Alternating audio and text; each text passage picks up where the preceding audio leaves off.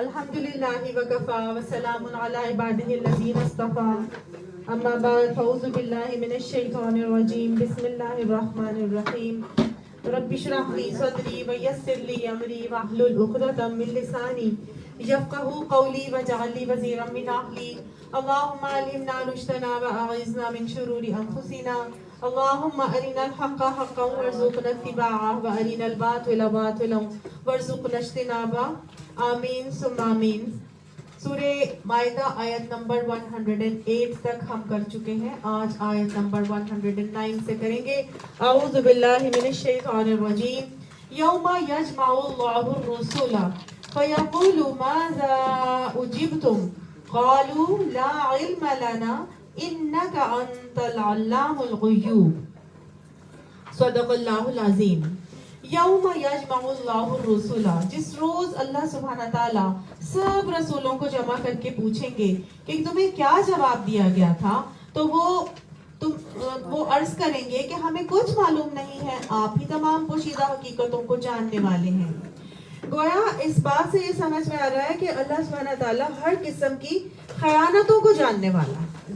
لام الغیوب یعنی جو چھپی ہوئی چیزیں بھی ہیں، غیب کی بھی چیزیں ہیں، تو جو بھی خیانت ہوگی اللہ سبحانہ تعالیٰ کو اس کا علم ہوگا. اب یہاں پہ جو بات کی جا رہی ہے کہ یوم یجمع اللہ الرسل، جس دن اللہ سبحانہ تعالیٰ رسولوں کو جمع کریں گے. کون سا دن ہے یہ؟ قیامت کا. تو قیامت کے دن کے لیے تو آتا ہے ذالک یوم مجموع لہ الناس. یہ تو وہ دن ہے جس میں اللہ سبحانہ تعالیٰ کیا کریں گے؟ تمام انسانوں کو جمع کریں گے.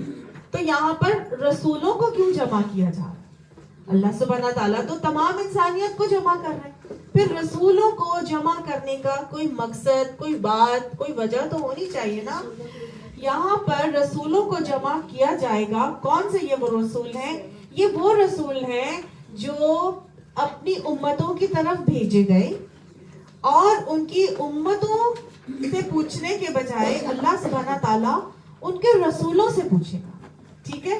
اللہ سبحانہ تعالیٰ کا وہی انداز ہے جو اللہ تعالیٰ قرآن پاک میں ہمیں جیسے بتاتے ہیں نا کہ وَإِذَا الْمَوْءُودَةُ سُئِلَتْ، جب زندہ گاڑی ہوئی لڑکی سے سوال کیا جائے گا بِأَيِّ ذَنبٍ قُتِلَتْ، کہ تم کس گناہ کی بدولت قتل کی گئی. تو گویا اللہ سبحانہ تعالیٰ قاتل سے نہیں سوال کر رہا. کس سے سوال کر رہا ہے؟ مقتول سے. تجھے کس گناہ پہ قتل کیا؟ گویا اللہ تعالیٰ قاتل کو اس قابل ہی نہیں سمجھتا کہ اس سے بات کی جائے. تو یہاں اللہ سبحانہ تعالیٰ امتوں کو اس قابل ہی نہیں سمجھتا کہ ان سے بات کی جائے. اللہ تعالیٰ کی ناراضگی اور ڈانٹ کا یہ انداز ہے. اللہ تعالیٰ کے غضب کا ایک انداز ہے کہ اللہ سبحانہ تعالیٰ رسولوں کو بلا کے پوچھے گا. کیا پوچھے گا؟ ماذا اجبتم، تمہیں کیا جواب دیا گیا تھا جب تم رسول بنا کے آگے بھیجے گئے تھے؟ تو ان امتوں نے تمہیں جواب کیا دیا تھا؟ کیا اللہ کی پکار پر لبیک کہا تھا؟ کیا تمہارے بلانے پر دین کو قبول کیا تھا؟ یعنی اللہ اس امت کو اس قابل ہی نہیں سمجھتا کہ اس کو بلا کے بات کی جائے. اللہ سیدھا کس کو بلا رہا ہے؟ رسول کو بلا کے بات کر رہا ہے. سمجھ آ رہی ہے نا آپ کو؟ اور کس چیز کے بارے میں پوچھا جا رہا ہے؟ کہ تم نے کیا پیغام پہنچایا تھا. وہ کیا کہیں گے؟ ہاں جی ہم نے پہنچا دیا تھا. تو جب پہنچا دیا تھا تو پھر تمہیں کیا جواب دیا گیا تھا؟ ماذا اجبتم، تمہیں کیا جواب دیا گیا تھا؟ ٹھیک ہے. قالوا، تو وہ کہیں گے لا علم لنا، ہمیں کچھ معلوم نہیں، ہمیں کچھ معلوم نہیں ہے. انک انت علام الغیوب، بے شک آپ تو سارے ہی غیب کی باتوں کو جاننے والے. یہ وہی پیار اور ادب کا انداز ہے جو رسول اس وقت اللہ کے ساتھ اپناتے ہوئے نظر آ رہے ہیں. کہ جیسے صحابہ کرام نبی صلی اللہ علیہ وسلم جب ان سے پوچھتے تھے نا کیا تمہیں اس کے بارے میں معلوم ہے، تو صحابہ کیا کہتے تھے؟ اللہ اس کو رسول زیادہ بہتر جانتے ہیں. تو ایسے ہی ادب کا، یہ ادب کا انداز ہے نا. اگر کوئی استاد اپنے شاگرد سے پوچھتا ہے کسی چیز کے بارے میں اور شاگرد کو نہیں پتا ہوتا تو شاگرد کیا کہتا ہے؟ آپ زیادہ بہتر جانتے ہیں. یہ ادب کا تقاضا. تو گویا رسول بھی اللہ تعالیٰ سے ادب کا معاملہ کر رہے ہیں اور کیا کہہ رہے ہیں؟ لا علم لنا، ہمیں تو اس کے بارے میں معلوم نہیں ہے. انک انت علام الغیوب، آپ بے شک غیب کی باتوں کو جانتے ہیں. کیونکہ دیکھیے بات یہ ہے، غیب کی باتوں کا تو آپ بھی جاننے والے ہیں، ہمارے تو سامنے جو ہوتا ہے ہم تو اسی کے بارے میں آپ کو بتا سکتے ہیں نا.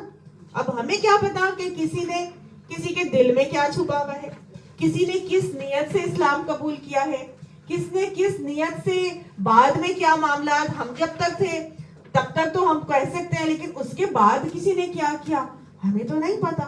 جیسے کہ حضور صلی اللہ علیہ وآلہ وسلم کے بارے میں آتا ہے کہ آپ نے فرمایا کہ کچھ لوگ ہیں جب حوض کوثر پر میرے سامنے پیش کیے جائیں گے تو وہ وہاں سے ہٹا لیے جائیں گے. تو میں کہوں گا کہ اے میرے رب، یہ تو فرشتوں سے کہوں گا کہ یہ تو میرے اصحاب ہیں. تو ان کو جواب دیا جائے گا کہ نہیں، یہ آپ کے اصحاب نہیں ہیں، یہ انہوں نے ویسے تو اصحاب ہی، لیکن آپ کو نہیں پتا کہ آپ کے بعد انہوں نے کیا کیا دین میں نئی باتیں ایجاد کی، بدعتیں نکال لی. سمجھ آ گئی؟ تو اب انبیاء کو تو نہیں پتا نا کہ بعد میں کسی نے کیا کیا. تو اسی لیے وہ کہہ رہے ہیں کہ لا علم لنا، ہمیں نہیں پتا کہ ان کے دلوں میں اس وقت کیا تھا یا انہوں نے بعد میں کیا معاملات کیے.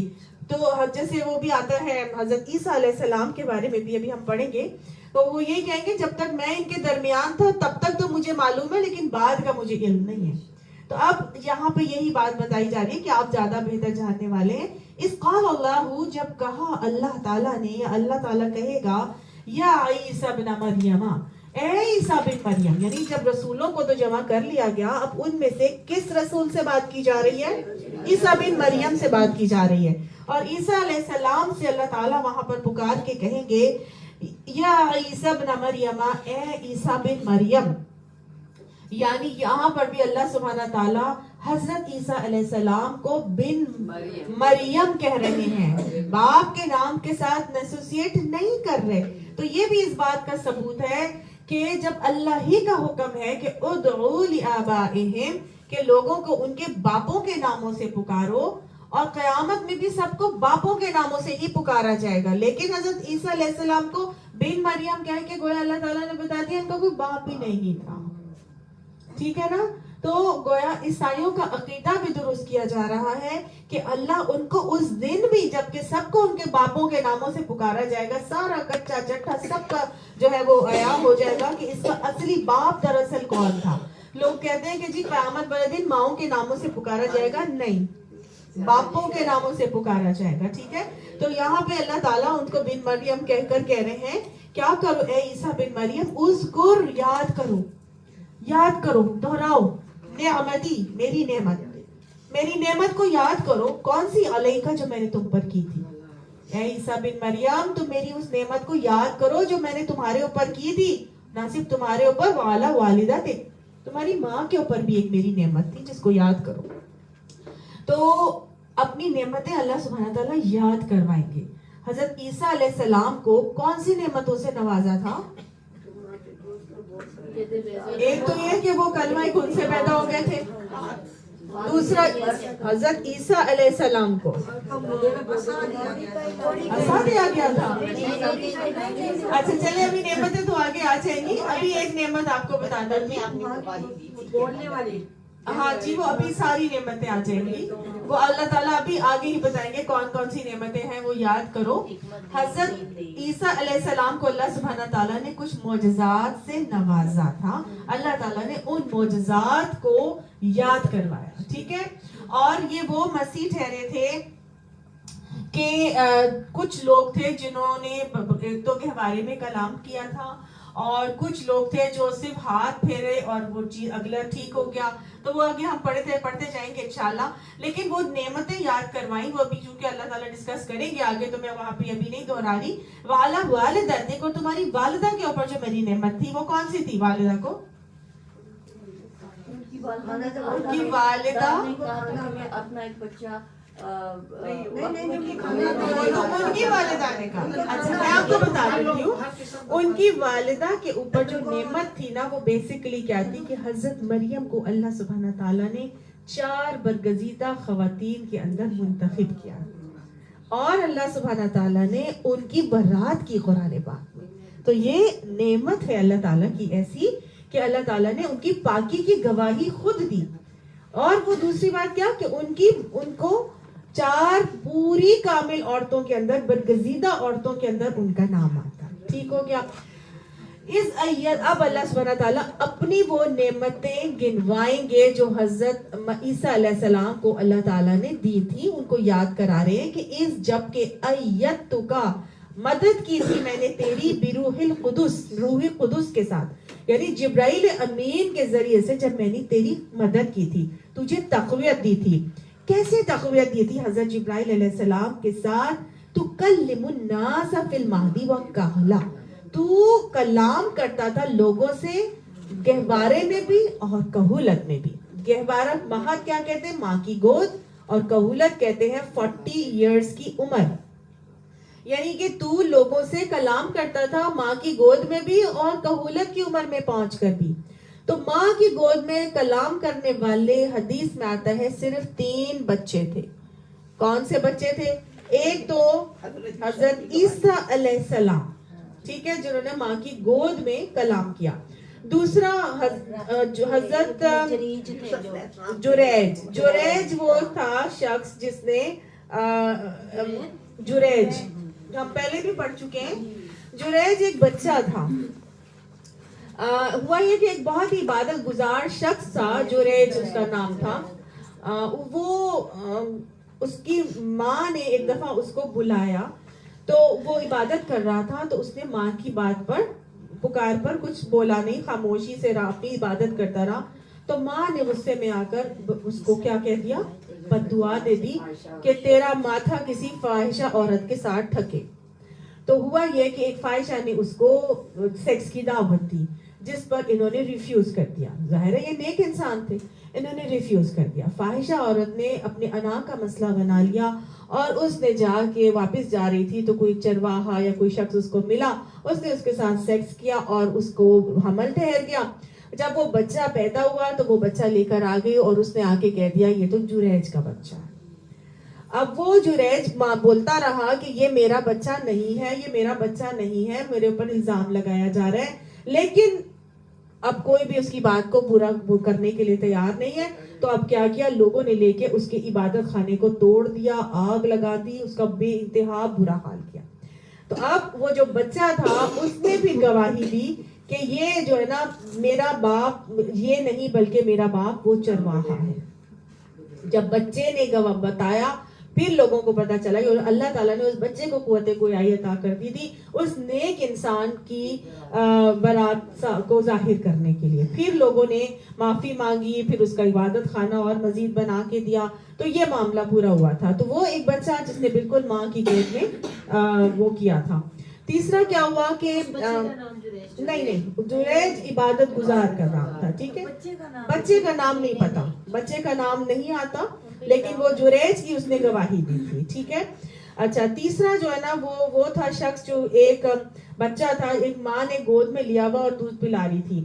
سامنے سے نا ایک وہ سوار گزرا، بہت ہی امیر کبیر بڑے فخر سے گھوڑے پہ. تو وہ ماں کے دل میں ایک دم سے آیا کہ اللہ ہی میرے بچے کو ایسا بنا دینا. تو وہ بچہ ایک دم سے منہ ہٹا کے نا ماں کی چھاتی سے اور ایک دم سے کہنے لگا الہی مجھے ایسا نہ بنائیو. تو اس کے بعد ایک عورت کو جا رہی تھی یا کوئی شخص تھا جس کو لوگ مار رہے تھے اور بہت پیٹ رہے تھے اور اس کو نا بہت ہی برا حال انہوں نے کیا ہوا تھا. تو وہ عورت ایک دم سے کہتی الہی میرے بچے کو ایسا نہ بنانا. تو وہ بچہ ماں کی چھاتی کو چھوڑ کے کہتا ہے الہی مجھے ایسا ہی بنانا. تو وہ بچہ تھا، یعنی کہ کیونکہ وہ جو جس کو مار پیٹ رہے تھے وہ بیسیکلی نیک انسان تھا اور اس کی کوئی اتنی سے نہیں تھی، لیکن اس کو لوگوں نے دبا لیا تھا اور وہ اللہ کی خاطر غلط کام کرنے سے بچ رہا تھا جس کی وجہ سے لوگ اس کو پیٹ رہے تھے. تو وہ اس نے کہا مجھے چاہے دنیا کی مصیبت پڑ جائے، مجھے مار پیٹ پہ سے گزرنا پڑے، لیکن میں حق کو نہیں چھوڑوں گا. تو اس نے کہا کہ میں بجائے اس کے کہ ایک مال و دولت سے تکبر میں آ جاؤں، اس سے بہتر ہے کہ میں اس کی طرح زندگی گزاروں. اور آپ صلی اللہ علیہ وسلم بھی یہی دعا کرتے تھے کہ اللہ تعالیٰ مجھے کیا کرنا، مسکینوں میں ہی رکھنا، مسکینوں میں مارنا اور مسکینوں ہی میں اٹھانا. تو پھر کیا ہے وہ، کیونکہ مسکین امیر لوگوں سے 500 سال پہلے جنت میں جائیں گے. تو اللہ کے نبی نے بھی مسکینی پسند کی بجائے اس کے کہ ان کو بہت زیادہ مال و دولت مل جاتی. بہرحال اللہ نے یہ کہا کہ دیکھ تو گہوارے میں بھی لوگوں سے بات کرتا تھا اور بڑی عمر کو پہنچ کر بھی بات کرے گا. تو بڑی عمر کون سی ہے؟ کہولت کی عمر. کہولت کی عمر 40 ایئرس. حضرت عیسیٰ علیہ السلام کو تو جب سولی پر چڑھایا گیا تھا تب ان کو اللہ تعالیٰ نے جب اٹھایا تو ان کی عمر 32 ایئرس کے قریب تھی. کہولت تک تو وہ پہنچے ہی نہیں, 40 پلس پر تو وہ آئے ہی نہیں. تو پھر یہ کیوں کہا جا رہا ہے کہ تو کہولت میں بھی کلام کرتا تھا؟ گویا یہ بات اس بات کا ثبوت ہے کہ قرب قیامت سے پہلے نزول مسیح علیہ السلام ہوگا. حضرت عیسیٰ علیہ السلام دنیا میں آئیں گے, کہولت کی عمر گزاریں گے, اس میں ان کی شادی بھی ہوگی, شادی کے بعد ان کے بچے بھی ہوں گے, اور پھر ان کی ڈیتھ ہوگی, اور ان کی ڈیتھ کے بعد ان کو حضور صلی اللہ علیہ وسلم کے پہلو میں دفنایا بھی جائے گا. تو یہ ایک ثبوت ہے اس بات کا کہ کہولت کی عمر حضرت عیسیٰ علیہ السلام پائیں گے, آئیں گے دنیا میں, اور وہ اس عمر میں کو پائیں گے, اور اس میں بھی وہ تبلیغ کا معاملہ کریں گے. کرسچنز کا ہے یہ بلیو؟ ہاں جی, کرسچنز کا بھی یہ بلیو ہے کہ وہ بعد میں آئیں گے قیامت سے پہلے. جی, اِذْ عَلَّمْتُكَ جب تو لکھنا سکھاتا تھا, پڑھنا جب سکھایا تجھ کو. علمتک یعنی جب میں نے سکھایا تجھ کو, کتاب والحکمت اور حکمت یعنی کتاب کے معنی, مفہوم, اس کی حکمت کی باتیں. گویا اللہ سبحانہ تعالیٰ کہہ رہے ہیں کہ جب میں نے تجھے لکھنا سکھایا, پڑھنا سکھایا, بولنا سکھایا, کیا سکھایا؟ کتاب اور حکمت کی باتیں. والتوراۃ والانجیل, اور تجھے تورات اور انجیل کا علم دیا تھا. ہم دیکھتے ہیں, اگر روایات سے پتہ چلتا ہے کہ حضرت عیسیٰ علیہ السلام 10 سے 12 سال کی عمر میں ان کو تورات یاد تھی, ازبر یاد تھی, اور وہ باقاعدہ طور پر یہودی جو راہب ہوتے ہیں ان کے ساتھ مناظرے کیا کرتے تھے. عیسیٰ علیہ السلام, اور وہ جو ان کی جو غلطیاں ہوتی تھیں, جو ان کے راہبوں نے غلط دین میں امینڈمنٹس کی ہوئی تھی, ان کو کریکشن کرتے تھے, اور ان کے وہ جو خطبات تھے اس کو انجیل کا نام دیا گیا. اللہ تعالیٰ نے شریعت کو چینج نہیں کی تھی, انہی چیزوں کی جو غلطیاں ہوئی تھی. میں نے آپ کو بتایا تھا حضرت عزیر علیہ السلام 300 سال کے بعد جا کے انہوں نے تورات لکھی, کیونکہ نسخے تو سارے جل گئے تھے. تو پھر جب انہوں نے دوبارہ سے تورات کو لکھا تو وہ حافظے میں جو تھا بس اسی سے وہ لکھا گیا تھا, حضرت عزیر کے حافظے سے, تبھی تو وہ عزیر کو ابن اللہ کہتے ہیں. تو اسی وجہ سے جب تورات ان کے پاس آئی تو اس میں آلریڈی بہت چینجز ہو چکی تھی, اور آہستہ آہستہ آہستہ کتنے والیومز بن گئے, 39 والیومز. اب اس کے اندر سے کریکشن کی بہت ضرورت تھی, تو وہ کون کریکشن کر رہا تھا؟ عیسیٰ علیہ السلام. اور وہ کریکشن میں نہیں, اللہ نے اس کا یہ حکم دیا تھا, ٹھیک ہے نا. تو وہ پھر جب وہ کریکشن سے بولتے تھے نا, تو ان سارے خطبات کو انجیل کا نام دے دیا گیا. ٹھیک ہے, مطلب اللہ کی طرف سے انجیل, اللہ کی طرف سے انجیل کوئی کتاب نہیں اتاری گئی تھی. خطبات عیسیٰ علیہ السلام کو کمبائن کر کے جب لکھا گیا تو وہ انجیل بن گئی. اور وہ کیا بولتے تھے؟ وہ تورات ہی کو بولتے تھے. تبھی تو اولڈ ٹیسٹیمنٹ اور نیو ٹیسٹیمنٹ کہتے ہیں, بائبل کو نیو ٹیسٹیمنٹ کہتے ہیں, انجیل کو نیو ٹیسٹیمنٹ کہتے ہیں, اور تورات کو اولڈ ٹیسٹیمنٹ کہتے ہیں. شریعت ایک ہی تھی, شریعت موسوی, شریعت عیسوی, وہ ایک ہی تھی, کوئی چینجز نہیں تھے. صرف اور صرف وہ جو چینجز ان کے اندر آ چکے تھے وہ نبی کے حضرت عیسیٰ علیہ السلام. آپ دیکھیں نا کتنا فاصلہ تھا, تقریباً 2000 سال کا, اور اس 2000 سال کے اندر کتنے انبیاء آئے نا, حضرت سلیمان علیہ السلام, داؤد علیہ السلام, پھر ادریس علیہ السلام, الیاس علیہ السلام, کتنے انبیاء گزرے, یحییٰ علیہ السلام, زکریا علیہ السلام, یہ سب اسی میں تھے. تو یہ جو ہے ان کا ساروں کا ذکر آتا ہے ان کے پاس, یہودیوں کے پاس ان کی کتابوں میں, عیسائیوں کے پاس ان کی کتابوں میں, تمام انبیاء کا ذکر ان کو ملتا ہوا نظر آتا ہے. ٹھیک ہے نا, انہوں نے ان کی چیزوں کو بھی اس میں ڈال دیا, ان کی چیزوں کو بھی اس میں ڈال دیا. سمجھ آئی ہے نا, تو یہ کیا تھا انہوں نے. تو جب حضرت عیسیٰ علیہ السلام تو آئے تو انہوں نے ریوائول کیا دین کا, اس کے اندر جو چینجز ہو چکی تھی, امینڈمنٹس, وہ ان کو دوبارہ سے اللہ کے احکامات کے حوالے سے ان کو بتایا گیا. تو اللہ تعالیٰ کہتے ہیں میں نے تجھے سکھایا تھا کتاب اور حکمت کی باتیں اور تورات اور انجیل. وَإِسْتَخْلُقُ مِنَ الطِّينِ اور جب تو بناتا تھا من الطِّينِ طین سے گیلی مٹی سے. گیلی مٹی جو ہوتی ہے نا وہ جم جاتی ہے بھاری ہو جاتی ہے اور وہ کیا ہوتی ہے سخت ہو جاتی ہے اور اس سے پھر ہم کوئی نہ کوئی پوٹری وغیرہ جیسے بناتے ہیں. ٹھیک ہے, تو جس مٹی سے پوٹری بنتی ہے وہ کیا ہوتی ہے طین. جب تو بناتا تھا طین سے کہیئت الطیری مانند پرندے کے, مانند کہیئت مطلب مانند حیت کے, مانند ساخت کے, کون سی پرندے, یعنی کہ پرندے کی طرح کا تو بناتا تھا گیلی مٹی سے بِإِذْنِی میرے حکم سے, فَتَنْفُخُ فِیہَا پس تو پھونک مارتا تھا اس کے اندر, فَتَکُونُ طَیْرًا پس وہ ہو جاتا تھا پرندہ. یعنی کہ حضرت عیسیٰ علیہ السلام کو کہا جا رہا ہے کہ جب تو گیلی مٹی سے پرندے کی مانند ایک مورت بناتا تھا, میرے حکم سے بناتا تھا, اور پھر میرے ہی حکم سے جب تم اس میں پھونک مارتا تھا تو وہ کیا بن جاتا تھا, پرندہ بن جاتا تھا.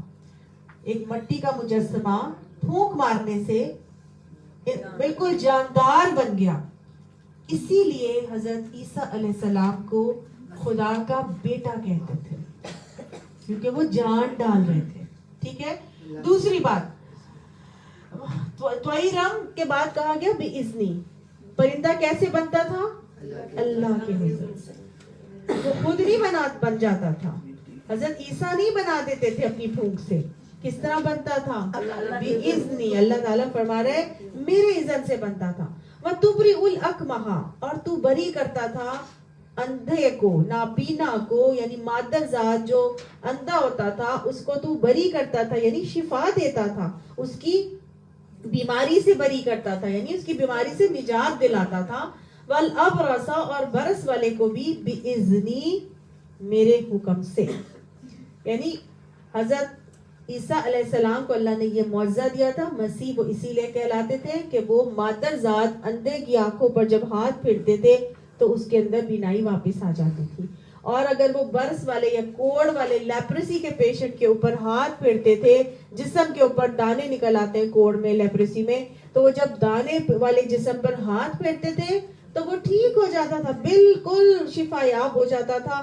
ہوتا کیسے تھا حضرت عیسیٰ کی کرامت سے, اللہ فرما رہا ہے بِإِذْنِی میرے حکم سے. وَإِذْ تُخْرِجُ الْمَوْتَى بِإِذْنِی اور جب تو نکالتا تھا مردے کو بِإِذْنِی میرے حکم سے. کہاں سے نکالتا تھا؟ مردہ قبر میں دفناتے تھے, وہ کہتے تھے اٹھ جاؤ, وہ اٹھ جاتا تھا. وہ قبر سے زندہ ہو کے نکل آتا تھا مردہ. کیسے نکلتا تھا؟ حضرت عیسیٰ علیہ السلام کے حکم سے, اللہ کے حکم سے. اللہ نے ہر جگہ کہہ دیا کہ میرے حکم سے وہ یہ سب کچھ کرتا تھا. اور جب اس کا فقط بنی اسرائیل عنکا اور جب روکا تھا میں نے تجھے بنی اسرائیل سے, تجھ سے, اذ جئتہم بالبینات جب تو ان کے پاس نشانیاں لے کر آیا تھا. فقال الذین کفروا منہم بس کہا ان لوگوں نے جنہوں نے کفر کیا تھا ان میں سے, ان ھذا الا سحر مبین نہیں ہے یہ مگر جادو ہے کھلم کھلا. ہوا یہ ہے کہ جب حضرت عیسیٰ علیہ السلام یہ تمام معجزات دکھاتے تھے تو لوگوں نے آگے سے کیا کہنا شروع کر دیا. انہوں نے کہا یہ لوگوں کو ہمارے آبائی دین سے منحرف کر رہا ہے. کس نے کہا؟ یہودیوں نے. یہودی تو ان کو اوپر ولد الزنا کا الزام لگاتے تھے کہ نعوذ باللہ حضرت مریم علیہ السلام نے زنا کیا تھا, جس کی نتیجے میں حضرت عیسیٰ علیہ السلام پیدا ہوئے. تو وہ تو ان کو مانتے ہی نہیں تھے, ان کی رسالت کے قائل ہی نہیں تھے. اب جب یہ معجزے بھی کرنا شروع ہوئے, یہ ساری چیزیں اللہ کے حکم سے ساری باتیں بتانا بھی شروع ہوئے, کرنا بھی شروع ہوئے, تو لوگوں نے کیا کیا, لوگوں نے کہا کہ نہیں یہ تو جو ہے نا جادوگر ہے اور یہ اپنے جادو کے سارے کرتب دکھاتا ہے لوگوں کو ہمارے اصل دین سے, کیونکہ یہودی بنی اسرائیل جو ہے وہ اپنے آپ کو پیپل آف دا بک کہتے تھے اور وہ اپنے آپ کو سپیریئر سمجھتے تھے, اور وہ نہیں مانتے تھے اور نہیں کو اپنے دین کی اندر جو آلریڈی چینجز وہ سارے کر چکے تھے نا, تو وہ ان چینجز کو پیچھے آنے کے لیے تیار نہیں تھے, ایکسپٹ جو ان کی ریوائول کر رہے تھے نا, دین کا ریوائول کر کے کہتے تھے یہ ایسے نہیں ہے, ایسے ہے, تم یہ نہ کیا کرو, یہ کیا کرو, اور انہوں نے تو اپنی منمانی کر کے بہت زیادہ چینجز کر لی تھی. وہ ساری لبرٹی دینے کے لیے یہ لوگ تیار نہیں تھے, لہٰذا انہوں نے حضرت عیسیٰ علیہ السلام ہی کو کیا کہتے ہیں وہ بنا دیا, جادوگر بنا دیا اور سارا وبال انہی پر ڈال دیا کہ یہی غلط ہے اور یہی بات جو نا ہمیں غلط طرف لے کے آ رہے ہیں، اصل غلط یہی ہے. تو ان کو کیا کرو، ان کو ختم کر دو، ان کو مار دو. سمجھ آ گئی؟ قتل کا فتویٰ لگا دیا گیا ان کے اوپر، حضرت عیسیٰ علیہ السلام کے اوپر. کس نے لگایا تھا؟ یہودیوں نے بیسیکلی یہ کام کیا. رسول تھے نا، یہ رسول تھے. تو رسول پہ بک تو آتی ہے. تو وہی جو خطبات آئے تھے نا، وہ جو خطبات آئے تھے نا، اسی کو لکھوایا گیا اور اسی کو انجیل کا نام دیا گیا. اور اس کو اللہ تعالیٰ نے کہہ رہا ہے نا انجیل، اللہ کی طرف سے ان خطبات کو انجیل کا نام دیا گیا. وہ ایک کتاب کی صورت میں نہیں آئی تھی. نہیں، 4 کتابیں نا. تو یہ حضرت عیسیٰ علیہ السلام کس کی اجازت سے بولتے تھے؟ ما ينطق عن الهوى ان هو الا وحی یوحی. حضور صلی اللہ علیہ وسلم فرماتے ہیں نا، اللہ تعالیٰ فرماتے ہیں نا کہ ان کی زبان سے کچھ نہیں نکلتا مگر وہ جو اللہ ان کو وحی کرتا. تو 10-12 سال کی عمر میں ایک بچے کو کہاں سے آ رہا تھا انجیل؟ اللہ کی طرف سے. اللہ ہی ان کے دماغ میں ڈال رہا تھا اور وہ وہی باتیں کر رہے تھے جو اللہ ان کے تھرو صحیح دین پہنچانا چاہ رہا تھا. تو جو صحیح دین اللہ ان کے ذریعے سے پہنچا رہا تھا، ان خطبات کو انجیل کا نام دیا گیا. سمجھ آئی؟ یہ دین کو ریوائول کرنے کے لیے آئے تھے، صحیح کرنے کے لیے آئے تھے جو چینجز اتنی آ چکی تھی. اور یہ رسالت تھی. ٹھیک ہے، سمجھ آئی؟ حضرت موسیٰ علیہ السلام کو تو باقاعدہ 10 کمانڈمنٹس کی صورت میں آئے تھے نا. پھر اللہ تعالیٰ کی طرف سے باقاعدہ طور پر احکامات آئے، پھر ان کو ایک کتابی شکل دی گئی. لکھا ہوا تو صرف 10 کمانڈمنٹس آئے تھے، انجیل پوری لکھی بھی تو نہیں آئی تھی. 10 کمانڈمنٹس صرف لکھے ہوئے آئے تھے. باقی جو تورات ہے وہ لکھی بھی تھوڑی آئی تھی. وہ تو جو حضرت موسیٰ علیہ السلام کو شریعت دی گئی، اس کو پھر لکھوایا گیا ایک کتاب کی شکل میں. اس کی 12 کاپیز بنائی گئی، ہر قبیلے کو ایک ایک کاپی دی گئی. اسی طرح سے انجیل کے خطبات تھے، ان خطبات کو لکھوایا گیا اور اس کو انجیل کا نام دیا گیا. اسی طرح حضور صلی اللہ علیہ وآلہ وسلم کے اوپر وحی آتی گئی، اس وحی کو لکھوایا گیا صحیفوں پر اور مختلف چیزوں کے اوپر، اس کو کلیکٹ کر کے کتابی شکل دی گئی. سمجھ آ گئی؟ اللہ نے کوئی کتاب نہیں اوپر سے اتار دی تھی. یہ کتاب پیپرز والی، صحیفوں والی کوئی کتاب نہیں آئی تھی. صرف 10 کمانڈمنٹس آئے تھے اور وہ بھی اللہ نے اپنی قدرت سے اس پہ تختیوں پہ کندہ کر کے دے دیے تھے. آگئی بات سمجھ؟ جس کو وہ اٹھا کے لے کے آئے تھے، 10 جو نکات تھے 10 کمانڈمنٹس کی، وہ لے کر آئے. اللہ نے لکھ کے دیے نہیں، وہ انہوں نے اپنے پاس تابوت سکینہ میں رکھ لیے تھے. کہیں پر ہوں گے نہیں، ابھی کوئی نہیں ہے. تابوت سکینہ کہاں ہے یہ بھی نہیں کسی کو پتا، ٹھیک ہے نا. لیکن جہاں بھی تابوت سکینہ تھا اس کے اندر وہ 10 کمانڈمنٹس والی سلیں موجود ہیں. ٹھیک ہے نا. تو آپ کو سمجھ میں آ گیا، یہ کتابیں کتابی شکلوں میں نہیں آئی تھی، یہ ایسے لکھی گئی تھی. ٹھیک ہو گیا. اچھا، اب یہ ہوا کہ جب وہ بولا کرتے تھے تو انہی کو وہ بنایا گیا نا، کلپریٹ بنا دیا گیا کہ ان کو ہی ہم سزا دیں گے. تو یہودی لے کر آئے، اس زمانے کا جو بادشاہ تھا اس کے پاس، اپنے بادشاہ کے پاس لائے اور وہاں سے پھر وہ سارے کا سارا واقعہ ہم بار 2-3 دفعہ پڑھ چکے، میں ریپیٹ نہیں کروں گی. اللہ تعالیٰ نے کیسے ان حواریوں میں سے جو ایک شخص تھا حضرت عیسیٰ علیہ السلام کے ساتھی تھے، وہ ٹھیک ہے حواری تھے، وہ حضرت عیسیٰ علیہ السلام کے ساتھی تھے. یہ کیسے بنے تھے کہ جب یہ اپنی جان بچانے کے لیے، جب لوگوں نے کہا نا ان کے پیچھے پڑ گئے کہ جی ان کو مار دیں، ان کو ختم کر دیں، یہ ہمارے دین میں تبدیلی لا رہے ہیں، انحراف کر رہے ہیں، لوگوں کو ہٹا رہے ہیں، تو ان کو جو ہے نا ختم کر دیا جائے کسی. تو اپنی جان بچانے کے لیے حضرت عیسیٰ علیہ السلام نے پہاڑوں کا رخ کیا. جب پہاڑوں کا رخ کیا تو وہاں پر کچھ لوگ تھے جو کہ کیا کرتے تھے، کپڑوں کو خوب سفید کیا کرتے تھے، گویا دھوبی تھے. ہارا یہورو کہتے ہیں کپڑوں کو خوب صاف کرنا. تو یعنی یہ دھوبی کا گروہ تھا, دھوبیوں کا کوئی گروہ تھا, کپڑے دھونے والے شاید لوگ تھے. ان لوگوں نے حضرت عیسیٰ علیہ السلام کی پکار پر لبیک کہا. جب حضرت عیسیٰ علیہ السلام نے کہا کہ من انصاری الی اللہ, اللہ کے لیے راہ میں کون میرا مددگار ہوگا, کون میری مدد کرے گا اللہ کی راہ میں, تو ان سب نے کیا کہا تھا, نحن انصار اللہ, ہم سب اللہ کی راہ میں آپ کے مددگار ہیں. یعنی ہماری مدد آپ کے ساتھ ہے, آپ جو کرنا چاہتے ہیں, کہنا چاہتے ہیں, بتانا چاہتے ہیں, ہم آپ کے ساتھ رہیں گے, ہم آپ کو نہیں چھوڑیں گے. ٹھیک ہے, پکا ان کے ساتھی بننے کا ثبوت انہوں نے دیا باقاعدہ طور پر. تو اب کیا ہوا کہ لوگوں نے تو صاف کہہ دیا تھا کہ یہ تو اپنا جادو لے کر آئے. کیا حضرت عیسیٰ علیہ السلام جادو کر رہے تھے؟ یہ جو ساری چیزیں ہم نے ابھی پڑھی, ہاتھ پھیر رہے ہیں, صحیح ہو رہے ہیں, اور اٹھا رہے ہیں مردوں کو قبر سے, اور وہ ایک پرندہ بناتے ہیں, پھونک مارتے ہیں, اور وہ جی اڑنے مطلب پرندہ بن جاتا ہے.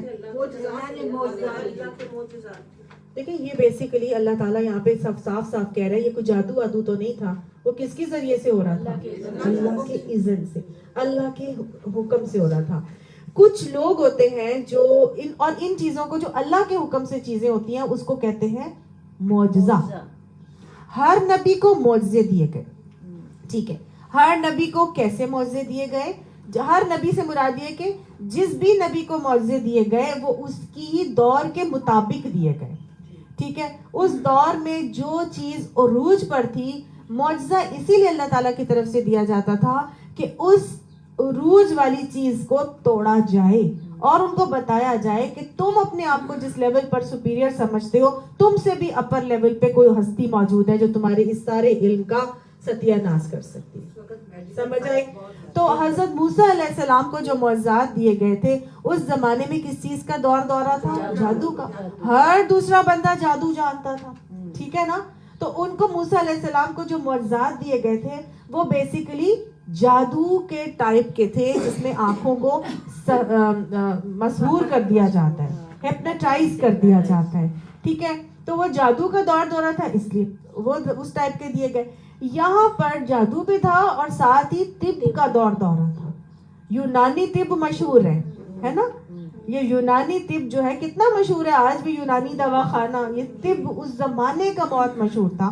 یہ بہت زیادہ جو رومنز تھے یا آپ کہہ لیجیے کرسچنز تھے, یہ اپنی طب میں بہت زیادہ, یعنی میڈیکل سائنس میں بہت ترقی کیے ہوئے تھے. تو اللہ تعالیٰ نے ان کو ان کی علم کو توڑنے کے لیے یہ معجزہ دیا ان کو کہ ایسی چیزیں ہوئیں حضرت عیسیٰ علیہ السلام کے ذریعے سے کہ ان کو یہ سمجھ میں آ گیا کہ ہم تو جتنی مرضی سرجری کر لیں, ہم یہ کام نہیں کر سکتے.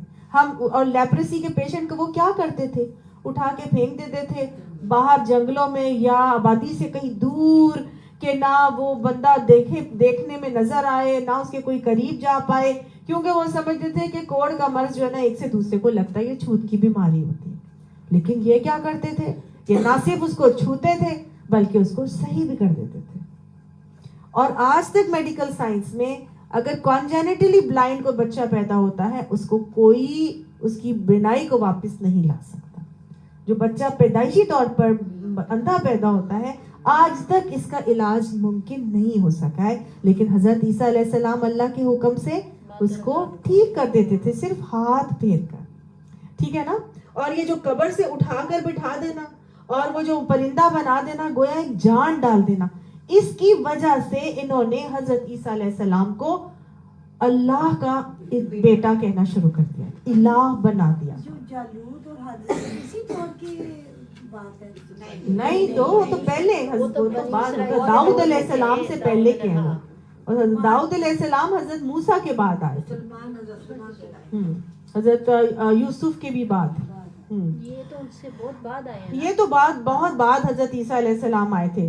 تو آپ دیکھیں دجال کیا کرے گا, دجال کیا کرے گا, وہ بھی تو مارے گا اور زندگی دے گا. اسی لیے لوگ اس کو بھی الہ مان لیں گے. سمجھ آئیے نا. تو یہ ایک ایسا عمل ہے جس کی وجہ سے لوگوں کے ایمان ڈگمگا جاتے ہیں, اور ان کے بھی ڈگمگائے. ٹھیک ہے نا. لیکن ہمیں معلوم ہے کہ اللہ فرما رہا ہے کہ وہ خود سے نہیں کرتے تھے، وہ کس طرح کرتے تھے؟ بإذن اللہ. تو ایک ہوتا ہے معجزہ اور ایک ہوتا ہے کرامت. معجزے پر ایمان لانا ہمارے ایمانوں کا حصہ ہے. اللہ نے نبیوں کو معجزات عطا کیے تھے اور تمام کے تمام معجزات بإذن اللہ ہوتے تھے. ٹھیک ہے، اگر ہم ان معجزات کو نہیں مانیں گے تو گویا ہمارا ایمان مکمل نہیں ہوتا. حضور صلی اللہ باقی تمام انبیاء کو جو معجزات دیے گئے تھے نا، وہ ٹیمپرری تھے، ان کا اثر اسی دور تک رہتا تھا اور وہ بعد کی ہمیشہ کی دنیا کے لیے وہ نہیں ہوتے تھے. لیکن پیارے نبی کریم صلی اللہ علیہ وآلہ وسلم کو اللہ سبحانہ تعالیٰ نے رحمت للعالمین بنا کے بھیجا، بعد میں تمام آنے والے لوگوں کے لیے رحمت بنا کے بھیجا. کوئی آپ صلی اللہ علیہ وآلہ وسلم کو ایسا معجزہ دینا ضروری تھا جو ہمیشہ قائم رہتا. ٹھیک ہے، تو نبی صلی اللہ علیہ وسلم کو دو قسم کے معجزات دیے گئے تھے. ایک وہ معجزے تھے جو کہ اسی وقت کے تھے، ٹیمپرری، جیسے کہ شق القمر، چاند 2 حصوں میں ٹوٹا، جیسے کہ ہاتھوں کی انگلیوں سے پانی کا بہہ جانا، جیسے کہ چیزوں میں برکت کا پڑ جانا، بڑھ جاتی تھی. آپ صلی اللہ علیہ وسلم لواب دہن ڈالتے اور سب کچھ صحیح ہو جاتا. آپ صلی اللہ علیہ وآلہ وسلم اس میں پھونک مارتے تو وہ بڑھ جاتی چیزیں. تو اس قسم کی چیزیں ہوتی تھی، آپ صلی اللہ علیہ وآلہ وسلم کے دور میں ہوئی. یہ سب کیا تھا؟ ٹیمپرری معجزات تھے اور اللہ کی طرف سے ہو رہے تھے. لیکن کچھ کیا تھے؟ پرماننٹ معجزات جو کہ اللہ تعالیٰ نے حضور صلی اللہ علیہ وسلم کو دینے تھے. ان میں سے اللہ تعالیٰ نے کیا معجزہ دیا جو پرماننٹ تھا؟ قرآن پاک کا معجزہ. اور یہ وہ پرماننٹ معجزہ ہے جو اس دور کے جو سب سے بڑا علم تھا اس کی توڑ میں آیا تھا. کون سا علم؟ جو زبان کی فصاحت اور بلاغت کا علم ان کے پاس موجود تھا نا، کہ وہ اپنے آپ کو اتنا فصیح اور بلیغ سمجھتے تھے کہ وہ نان عربس کو اجمی کہتے تھے. اور اجمی کا مطلب ہوتا ہے گونگا. دیٹ مینس کہ نان عرب کین ناٹ اسپیک، اس کو تو بات ہی نہیں کرنی آتی ان کی نظر میں.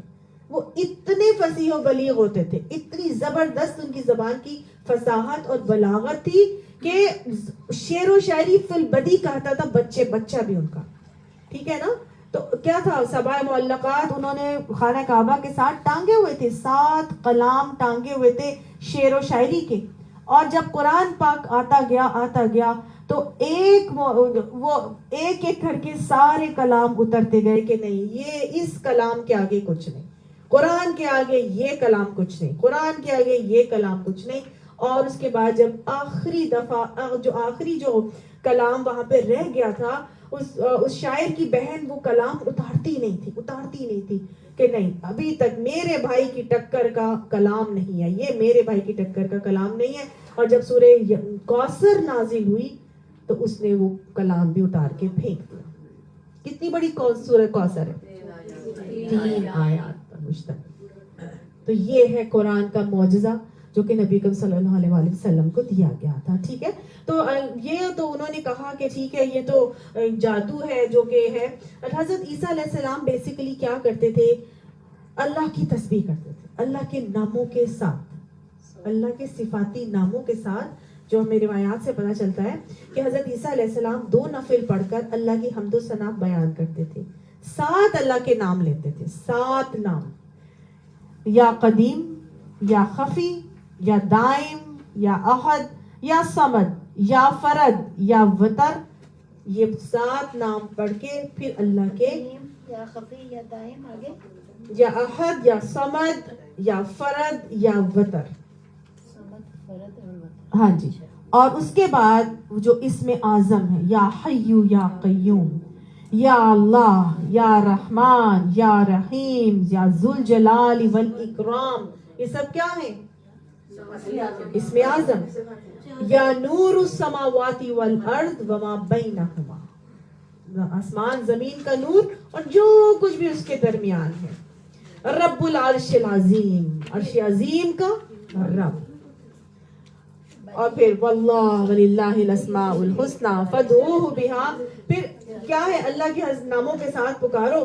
اول آخر درود شریف پڑھ کے اگر یہ پڑھیں گے تو انشاءاللہ اللہ سبحانہ تعالیٰ ضرور شفا عطا فرمائے. یا حیو یا قیوم، اور آگے یا اللہ، یا رحمان، یا ذوالجلال والاکرام، رب العرش العظیم، रब्बु समावाति वल अर्द वमा बैनहुमा, बस ये पढ़ के अव्वल आखिर दुरूद शरीफ के साथ अगर आप उसे पढ़ेंगे ना तो इन सिफात का हवाला देकर मांगेंगे, तो जब अल्लाह के सिफाती नामों के साथ मांगा जाता है तो अल्लाह सुब्हानहू तआला जरूर कबूल करते।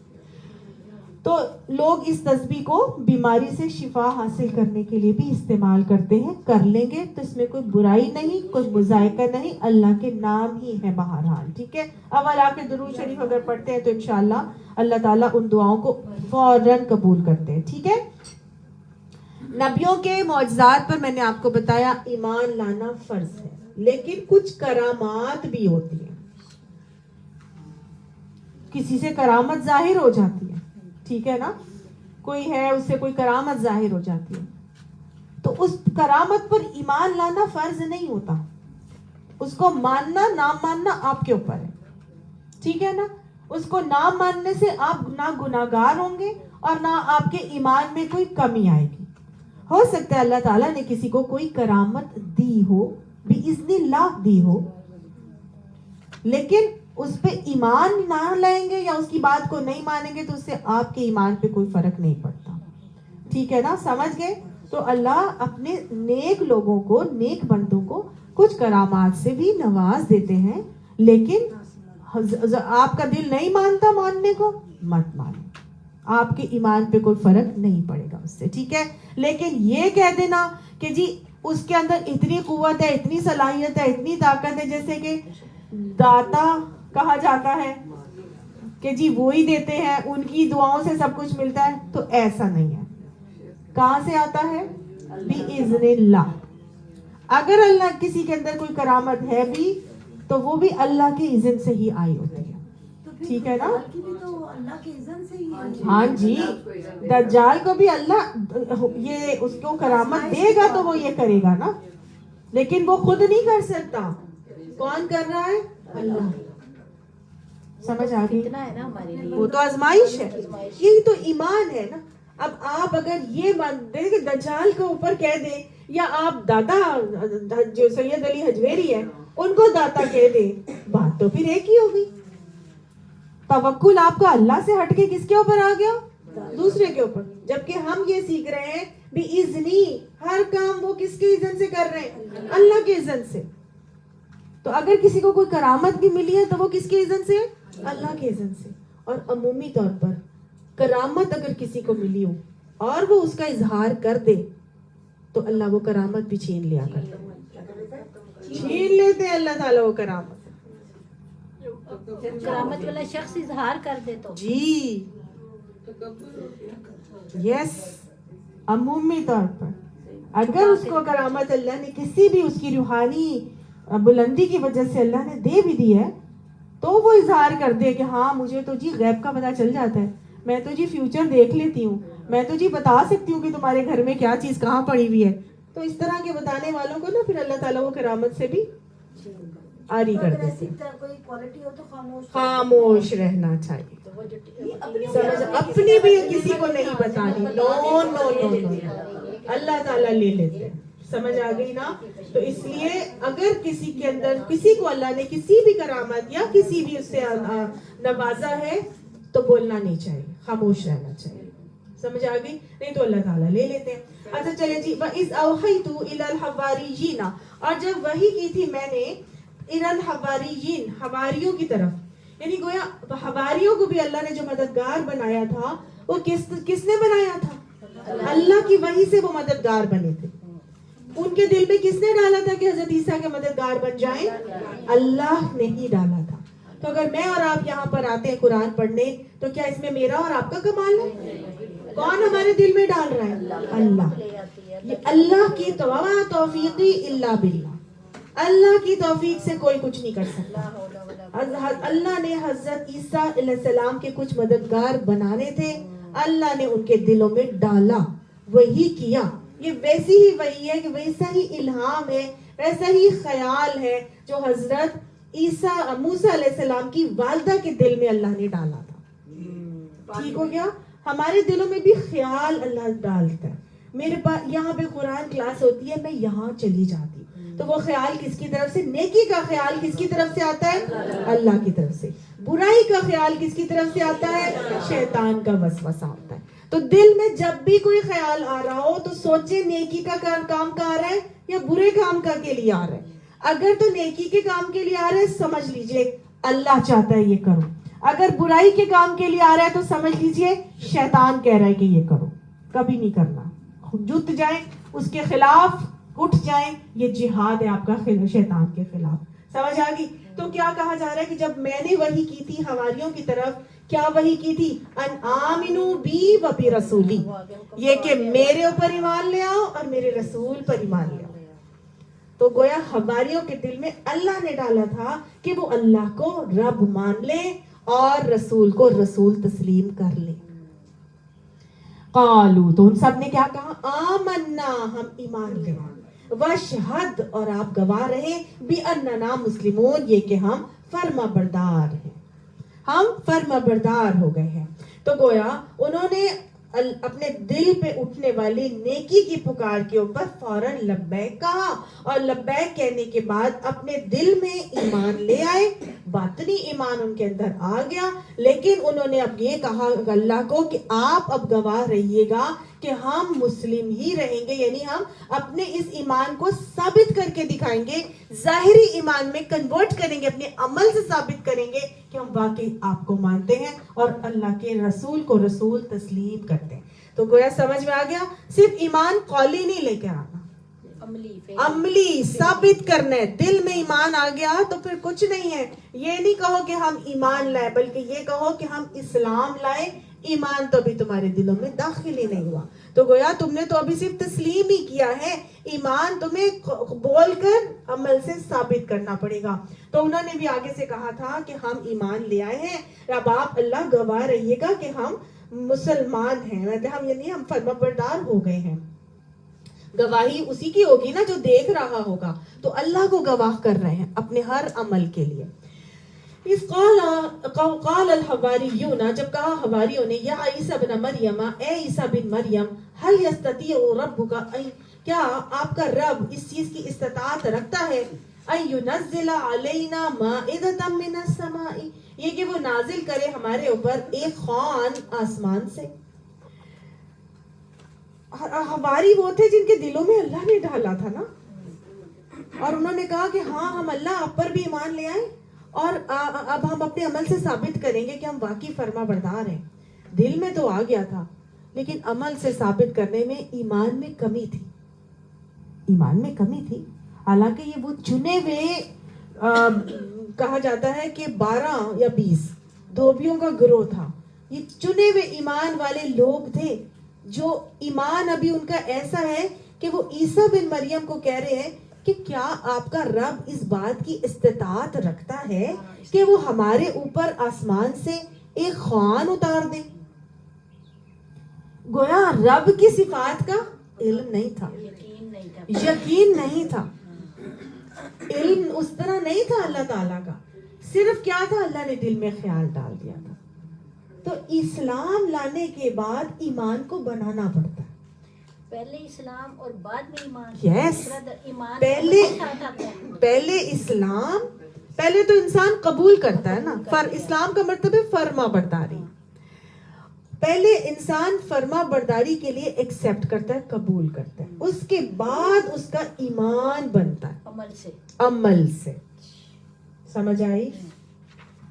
کیونکہ قرآن میں اللہ نے کہا نا, یقولوا اسلمنا ولکن قولوا آمنا ولکن قولوا اسلمنا ولمنا, یعنی کہ یہ کہ تم یہ نہ کہو کہ ہم ایمان لائے, یہ کہو ہم اسلام لائے. ایمان تو ابھی تمہارے دلوں میں داخل ہی نہیں ہوا, یہ مطلب ہے اس کا.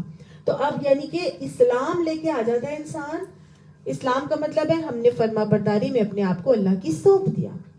انہوں نے مان لیا تھا ہم اللہ آ گئے, ہم نے رسول کو بھی مان لیا, ٹھیک ہے, لیکن وَشْهَدْ بِأَنَّنَا مُسْلِمُونَ, اب ہم اپنے عمل سے ثابت کریں گے, ہم ایمان کو ثابت کریں گے اور آپ ہمارے ہر عمل پہ گواہ ہو جائیے گا. وہ اب عمل سے ثابت کرنا تھا, لیکن اب اللہ پر ایمان لا کر اللہ کی قدرتوں کا احساس نہیں تھا, اللہ کی قدرتوں کو یقین نہیں تھا. اور وہ کیا کہہ رہے ہیں عیسیٰ بن مریم کو؟ یہ نہیں کہہ رہے کہ ہمارا رب کیا اس بات پر قادر ہے کہ وہ ہمارے اوپر آسمان سے خوان نازل کرے. کیا کہہ رہے ہیں؟ حل یستطیع ربک، کیا آپ کا رب اس چیز کی استطاعت رکھتا ہے کہ وہ ينزل علینا مائدۃ من السماء، کہ وہ ہمارے اوپر آسمان سے ایک خوان اتار دے. کتنی ضرورت ہے نا کہ ہمارا ایمان بڑھ جائے، اللہ کی صفات کو جانے. اللہ کی صفات کو جانے بغیر ایمان نہیں بڑھ سکتا. انہوں نے کہا، سوال کیا، اللہ کی قدرت پر ایمان نہیں تھا. اب ان کے اس سوال سے آپ کا کیا خیال ہے؟ اچھا اصل میں بات یہ تھی نا، یہ تھے تو سارے کے سارے بنی اسرائیلی نا، من اور سلوہ کھائے ہوئے یہودی پیچھے سے جو آ رہے تھے. انہوں نے کہا پہلے جو اللہ تعالیٰ تھا موسیٰ کا رب، وہ تو آسمان سے من اور سلوہ اتارتا تھا. ہم پوچھیں کہ آپ کا رب بھی کیا وہ چیزیں کر سکتا ہے؟ یہ دماغ میں بیک آف دا مائنڈ سوچ یہ آ رہی ہے. سمجھ آ رہی ہے نا؟ جیسے انہوں نے کہا تھا کہ آپ اور آپ کا رب جائیں اور لڑیں، ہاں جی، اور ہم یہیں بیٹھے ہیں. وہ تو یہ کہا تھا نا کہ آپ جا کے، کیونکہ اللہ تعالیٰ نہیں کرتا ہے اس سے کوریلیٹ، لیکن چونکہ وہ عادت اسی چیز کی تھی نا کہ موسیٰ کا رب بھی جو ہے نا وہ رب ہے، تو اب یہ بولا کہ جی کیا آپ کا رب بھی یہ چیزیں کر سکتا ہے؟ آپ سوچ رہے ایمان دیکھ رہے کیسا تھا ان لوگوں کا. حواری تھے، حضرت عیسیٰ کے ساتھی بنے، اللہ نے دل میں ڈالا، لیکن پھر بھی قدرتوں کا اللہ کی احساس نہیں ہے، اور وہ وہی چیز کا تقاضا کر رہے ہیں جو موسیٰ کا رب کر رہا تھا. سمجھ آئی ہے؟ تو آپ کے خیال میں اب حضرت عیسیٰ علیہ السلام نے کیا بولا ہوگا؟ ہاں میرا رب بھی یہی کر سکتا ہے، تمہارا رب اس چیز پر قادر ہے. انہوں نے موسیٰ علیہ السلام نے کہا، قالا اتقوا اللہ، اللہ سے ڈرو، ان کنتم مؤمنین، اگر تم ایمان والے ہو. اس قسم کے سوال کیوں کر رہے ہو؟ اللہ کا خوف کرو، اللہ سے ڈرو. بھائی یہ کس قسم کی باتیں؟ چھوٹی چھوٹی باتوں پر تم اس قسم کی اللہ سے یہ چیزیں ڈیمانڈ کر رہے ہو. تم اللہ کا خوف کرو، اللہ کا تقوی کرو. اچھا یہ آیت کے اندر جو مائدہ کا لفظ آ رہا ہے نا، اس وجہ سے اس سورت کا نام مائدہ ہے. ٹھیک ہے، تو گویا ایمان لانے کے بعد سب سے پہلا کام پھر کیا ہونا چاہیے؟ اللہ کا تقوی، اللہ کا خوف، اللہ کا تقوی. ایمان لانے کے بعد اللہ کا ڈر، اللہ کا خوف، اللہ کا تقوی ہمارے اندر آنا ضروری ہے، تب ہم اس قسم کے فضول کی چیزوں سے بچ سکیں گے. سمجھ آئی؟ آگے اب ہم اللہ کی صفات پہ اور مطلب میں ابھی آپ کو اسے آپ کے سوال کا جواب ابھی آگے میری سن لیں، وہ آپ کا آ جائے گا. تو اب اللہ کا تقوی کیسے آئے گا ہمارے اندر؟ اللہ کا توکل کیسے آئے گا ہمارے اندر؟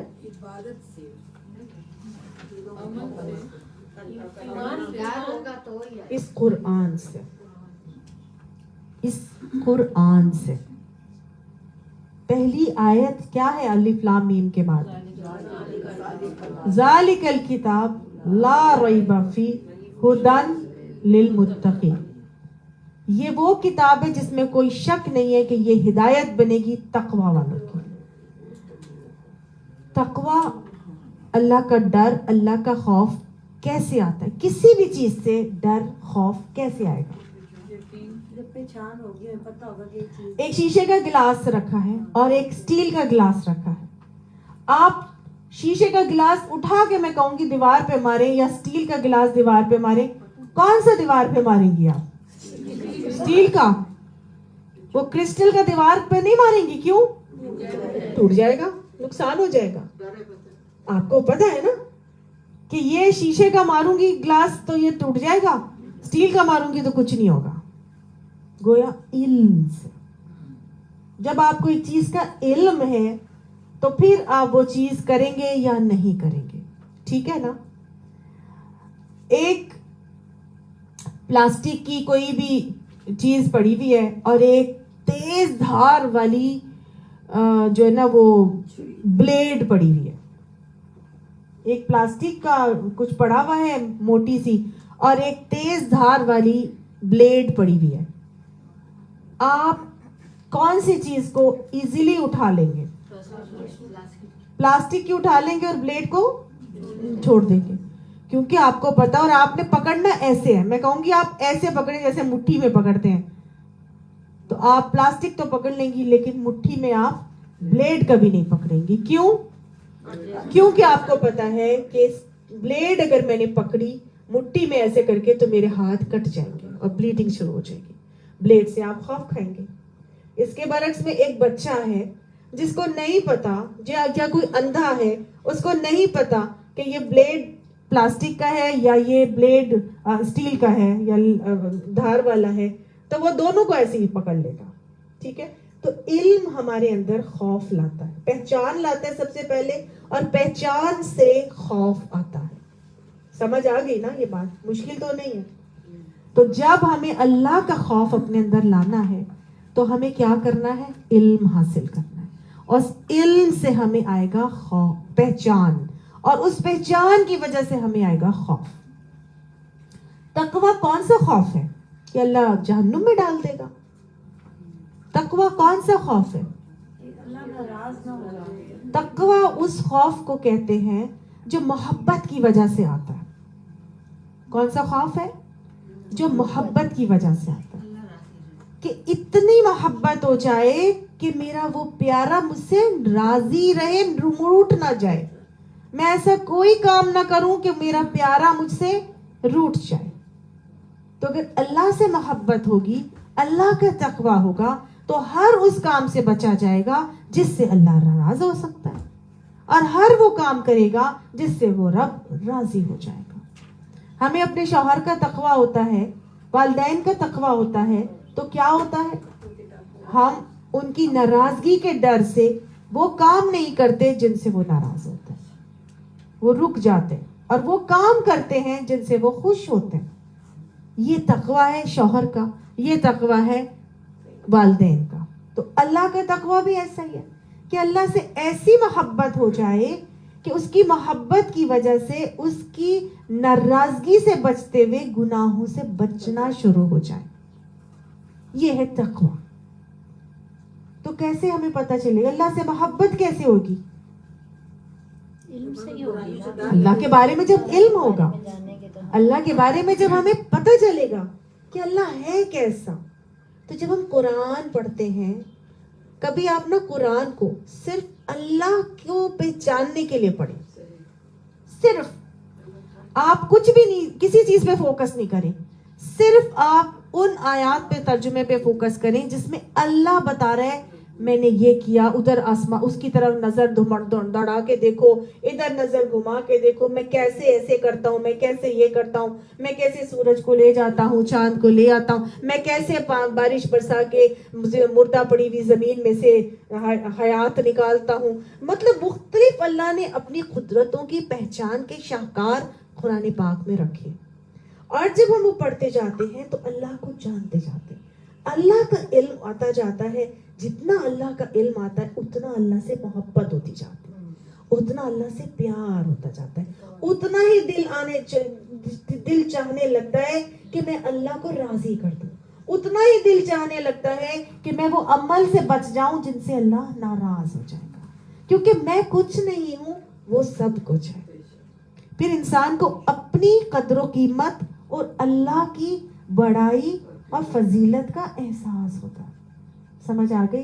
تو انہوں نے کہا کہ اللہ سے ڈرو اگر تم ایمان رکھتے ہو. تو انہوں نے آگے سے اب حواریوں نے کیا کہا؟ اب حواری کہنے لگے قالو نریدو، ہم تو یہ چاہتے ہیں ان ناکل منہا، یہ کہ ہم اس دسترخوان میں سے کھائیں، تطمئن قلوبنا، اور ہمارے دل مطمئن ہو جائیں گے. گویا حواری بیسیکلی اللہ پاک کو مان رہے ہیں، لیکن انہوں نے یہ ریزن دی کہ بات یہ ہے کہ ہم یہ چاہتے ہیں کہ ہم اس دسترخوان میں سے کھائیں اور ہمارے دل مطمئن ہو جائیں. اپنے ایمان کو تقویت پہنچانے کے لیے انہوں نے یہ تقاضا کیا تھا کہ ہمارے دل اطمینان پا جائیں. اطمینان تو پا جانے چاہیے تھے ویسے بھی، ٹھیک ہے، لیکن دل کا اطمینان درکار تھا. حضرت ابراہیم علیہ السلام نے بھی تو اللہ تعالیٰ سے کہا تھا نا کہ اللہ کیف تحیی الموتى، کہ اللہ تو کیسے مردوں کو قیامت میں زندہ کرے گا. تو اللہ تعالیٰ نے کہا تھا کیا مجھ پر یہ ایمان نہیں ہے؟ تو اللہ تعالیٰ انہوں نے کیا کہا تھا؟ نہیں اللہ ایمان تو رکھتا ہوں لیکن دل کا اطمینان چاہتا ہوں. تو گویا اپنی عین الیقین چاہتے تھے, یقینی ایمان چاہتے تھے کہ ہمارے دیکھ کر ہمیں اطمینان ہو جائے کہ ہاں واقعی ایسے ہے. اور وَنَعْلَمَ, اور ہم یہ جان لیں, أَن قَدْ صَدَقْتَنَا, یہ کہ آپ نے ہم سے سچ ہی کہا ہے. وَنَكُونَ عَلَيْهَا مِنَ الشَّاهِدِينَ, اور پھر ہم اس کے اوپر گواہی دینے والوں میں شامل ہو جائیں گے. یعنی ہم اس بات کی گواہی بھی دے سکیں گے کہ نہیں یہ وہی رب ہے جو تم لوگوں کو من اور سلوہ کھلایا تھا. دیکھو اس نے آسمان سے ہمارے لیے بھی ایک مائدہ اتارا ہے اور ہم نے اس کو کھایا ہے اور ہم اس بات کے گواہ ہیں. تو قال عیسیٰ بن مریم, عیسیٰ بن مریم نے کہا اللہم ربنا, اے اللہ ہمارے رب. آپ دیکھیے اس دعا کو مانگا انہوں نے کہ اللہم ربنا انزل علینا مائدۃ من السماء, کہ ہمارے اوپر ایک خوان آسمان سے نازل کر دیں. تکون لنا عیدا, یہ ہمارے لیے عید کا دن بنے, خوشی کا دن بنے, خوشی ثابت ہو. لأولینا و آخرنا, ہمارے پچھلوں کے لیے بھی اور اگلے بعد میں آنے والوں کے لیے بھی. وآیۃ منک, اور تیری طرف سے ایک نشانی بن جائے. وارزقنا وانت خیر الرازقین, اور ہمیں رزق دے اور تو بہترین رزق دینے والا ہے. یہ وہ دعا ہے جو قرآن کی بہترین دعا ہے رزق کی بڑھوتی کے حوالے سے. ٹھیک ہے, اور اس دعا کے اندر عاجزی کا جو ایک عکاسی نظر آ رہی ہے, ایک عاجزی کا اظہار نظر آ رہا ہے. اللہم ربنا کہہ کے 2 مرتبہ اللہم بھی کہا جا رہا ہے, ربنا بھی کہا جا رہا ہے. اس سے عاجزی ظاہر ہو رہی ہے کہ ہم کچھ نہیں ہیں, سب کچھ کرنے والا کون ہے؟ اللہ, تو ہی ہے. تو اگر ایسے عاجزی ہو دعا کرتے ہوئے تو اللہ سبحانہ تعالیٰ ضرور دعائیں قبول کرتا ہے. سمجھ آ گئی؟ تو وہ تو دل کا اطمینان چاہ رہے تھے, تو ان کے نبی نے ان کے لیے دعا کر دی کہ اللہ ہمارے رب ہمارے اوپر آسمان سے خوان اتار دے, ہم اس کو کیا کریں, ہمارے لیے خوشی کا باعث بنے. تو خوشی کے باعث بننے کے حوالے سے یہ وہ دن تھا جس کو یہ لوگ ایسٹر کا دن مناتے, اور اس کو انہوں نے اپنے لیے ایک تہوار رکھ لیا, خوشی کا تہوار. اور اس دن جب یہ خوان اترا تھا اس کو وہ ایسٹر کا دن منا کے اور سیلیبریٹ کرتے ہیں. ٹھیک ہے, تو رزق میں کشادگی کے لیے جب بھی دعا کرنی ہو تو اس دعا کو مانگا جائے. تو ایک اور بات یہ بھی ہے کہ حضرت عیسیٰ علیہ السلام نے اللہم ربنا کہہ کے دعا مانگی, اگر وہ رب ہوتے تو وہ خود ہی دے دیتے. یہ بھی ایک پروف ہے, صحیح بات ہے, کہ اگر وہ رب ہوتے تو وہ خود ہی دے دیتے. انہوں نے آگے سے رب سے کیوں مانگا؟ اس کا مطلب ہے کہ وہ رب نہیں ہے, اس کا مطلب ہے کہ وہ الہ نہیں ہے. بس عقل پہ جب پردے پڑ جاتے ہیں تو پھر کوئی بھی بات سمجھ میں نہیں آتی. تو حدیث میں آتا ہے کہ نبی صلی اللہ علیہ وآلہ وسلم کے پاس کچھ مہمان آئے, تو انہوں نے اپنی ازواج کی طرف پیغام بھیجا کہ اگر کوئی کھانا ہے تو دے دیں, لیکن کہیں سے بھی کچھ نہیں ملا. وہ جو سوالی آیا تھا, مہمان آئے تھے, ان کے لیے کہیں سے کسی ازواج کے گھر میں سے کوئی بھی کھانا نہ ملا. تو آپ صلی اللہ علیہ وآلہ وسلم نے ایک دعا فرمائی, اور آپ نے کیا دعا کی؟ اللہم انی اسألک من فضلک, اے اللہ میں تو آپ سے آپ کا فضل مانگتا ہوں, ورحمتک, اور آپ سے رحمت آپ کی مانگتا ہوں. فإنہ لا یملک الا انت, بس صرف آپ ہی اس چیز پر اختیار رکھتے ہیں, آپ کے علاوہ اور کوئی اس چیز کا اختیار نہیں رکھتا کہ وہ فضل بھی دے اور رحمت بھی دے. ٹھیک ہے نا؟ تو یہ دعا آپ صلی اللہ علیہ وسلم نے کی, دعا کی, اور اسی وقت کیا ہوا, آپ کے پاس ایک بھنی ہوئی بکری لائی گئی. تو اللہ کے نبی نے کیا فرمایا, یہ اللہ کا فضل آ گیا ہے اور ہم آخرت میں اس کی رحمت کے منتظر ہیں. اللہ سے پورے توکل سے جب مانگا جائے گا تو اللہ تعالیٰ ضرور عطا فرمائے. کہیں سے کسی نے بھیج دی, اب کسی آپ کے پاس آتا ہے, کسی کے کہیں سے بھی آ گئی تو وہ اللہ نے اس کے دل میں ڈال کے ہمارے پاس بھیج کے اس کو وسیلہ بنا دیا. آیا تو اللہ ہی کی طرف سے نا, پتہ نہیں وہ اللہ نے کسی فرشتے کے ذریعے بھجوا دیا ہو اور وہ اس کی شکل میں آ کے دے گیا ہو, یہ اللہ جانتا ہے. ٹھیک ہے نا, تو بس کیا ہے, ہمیں کیا کرنا ہے, اللہ تعالیٰ کی ذات پر یقین رکھنا ہے کہ وَأَنْتَ خَيْرُ الرَّازِقِينَ, بہترین رزق دینے والا اللہ ہی ہے. قال اللہ, کہا اللہ تعالیٰ نے, انی منزلها علیکم, بے شک میں اس خوان کو تمہارے اوپر نازل کر دوں گا. اتنے محبت, اتنی عاجزی ان کی, اتنی انکساری سے گڑ گڑا کے جب حضرت عیسیٰ علیہ السلام نے دعا کی تو اللہ تعالیٰ نے فوراً قبول کی, اور اللہ نے کہا ہاں میں تمہارے اوپر اس کو نازل کر دوں گا. فَمَن يَكْفُرْ بَعْدُ مِنْكُمْ, بس اس کے بعد تم میں سے جو کوئی اب کفر کرے گا, انکار کرے گا, فَإِنِّي أُعَذِّبُهُ عَذَابًا, بس بے شک میں اس کو ایسا عذاب دوں گا, لا أُعَذِّبُهُ أَحَدًا مِنَ الْعَالَمِينَ, کہ میں نے کسی کو بھی دنیا میں ایسا عذاب نہیں دیا ہوگا. گویا نعمت دینے کے بعد جب نعمت کی ناشکری کوئی کرے گا تو اللہ سبحانہ تعالیٰ فرماتے ہیں میں پھر ایسی تم عذاب دوں گا, ایسے عذاب میں مبتلا کروں گا کہ تم میں سے کسی اور کو میں نے ویسا عذاب نہیں دیا ہوگا. آج ہم دیکھیں ہمارا حال بھی ایسا ہی ہے. ان کے ساتھ بھی ایسا ہی ہوا تھا. ان کے ساتھ کیا ہوا, انہوں نے کہا ہاں ٹھیک ہے ہم کریں گے. ایک جگہ آتا ہے کہ انہوں نے مان لیا تھا اور اللہ تعالیٰ نے خوان بھی اتارا اور سب کچھ ہوا, اور پھر انہوں نے دیکھا, اور جب اللہ تعالیٰ نے یہ کہا کہ جی میں ایسا عذاب دوں گا تو وہ رک گئے, انہوں نے کچھ نہ کیا. پھر اللہ نے خوان نہیں اتارا. لیکن ایک جگہ آتا ہے کہ خوان اتار دیا تھا, اور ان کو جب یہ کہا گیا کہ میں ایسا عذاب دوں گا اب میں سے تم میں سے جو کوئی کفر کرے گا یا انکار کرے گا, تو پھر ہوا یہ کہ جب وہ دوبارہ سے انکار میں پڑ گئے, کفر یا چیزوں میں پڑ گئے, تو اللہ سبحانہ تعالیٰ نے اس قوم کو وہ عذاب دیا کہ ان کو اللہ تعالیٰ نے خنزیر بنا دیا. سمجھ آیا؟ ہم نے پڑھا تھا نا بندر اور خنزیر بنائے گئے. تو بندر کون بنے تھے؟ اصحاب سبت والے لوگ. اور خنزیر کون بنائے گئے تھے؟ یہ لوگ. کہ معدہ کا جو کھانا کھانا تھا وہ کھانے کے بعد اپنی آنکھوں سے ہر چیز دیکھ لینے کے بعد جب وہ انکار پر آ گئے, جب وہ کفر میں پڑ گئے, تو پھر اللہ تعالیٰ نے اسی قوم کے اندر خنزیر بنا دیا. یہ حواری جو تھے جی ٹھیک ہے, انہی کی نسل کو. وَإِذْ قَالَ اللَّهُ, یا پھر وہ ہمیشہ نہیں رہے, پھر اللہ تعالیٰ جب عذاب دیتا نا تو پھر ان کو خنزیر بنا کے ختم کر دیتا. وَإِذْ قَالَ اللَّهُ يَا عِيسَى ابْنَ مَرْيَمَ, اور جب کہا اللہ تعالیٰ نے اے عیسیٰ بن مریم, أَأَنْتَ قُلْتَ لِلنَّاسِ, کیا تو نے کہا تھا لوگوں سے, اتخذونی و امی الہین من دون اللہ, کہ تم مجھے اور میری ماں کو الہین بنا لو اللہ کے علاوہ, یعنی معبود بنا لو. الہین دو معبودوں کو کہتے ہیں. یعنی کہ اللہ سبحانہ تعالیٰ نے حضرت عیسیٰ علیہ السلام سے قیامت میں پوچھ رہے ہیں کہ کیا تو نے کہا تھا کہ لوگوں سے کہ مجھے اور میری ماں کو معبود بنا لو. تو قال, حضرت عیسیٰ علیہ السلام کہیں گے سبحانک, پاک ہے تو, ما یکون لی, نہیں تھا میں واسطے میرے, کہ ان اقول ما لیس لی بحق, کہ میں کوئی ایسی بات کہتا جس کے کہنے کا مجھے حق نہیں تھا. یعنی میں ایسی بات جس کا جو بالکل صحیح نہیں ہے, جو حق بات نہیں ہے, میں ایسی بات بھلا کیسے کہہ سکتا ہوں. ان کنت قلتہ فقد علمتہ, اگر میں نے اس کو کہا ہوتا تو آپ کو یقیناً اس کا علم ہوتا. ظاہر ہے.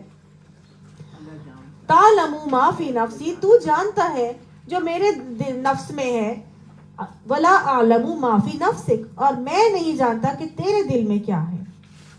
اللہ تعالیٰ جس نے بنایا ہے, الا یعلم ما خلق, کہ کیا وہ نہیں جانے گا جس نے پیدا کیا. تو کیا اللہ سبحانہ تعالیٰ تو ہمارے دل میں اٹھنے والے ایک ایک خیال سے واقف ہے.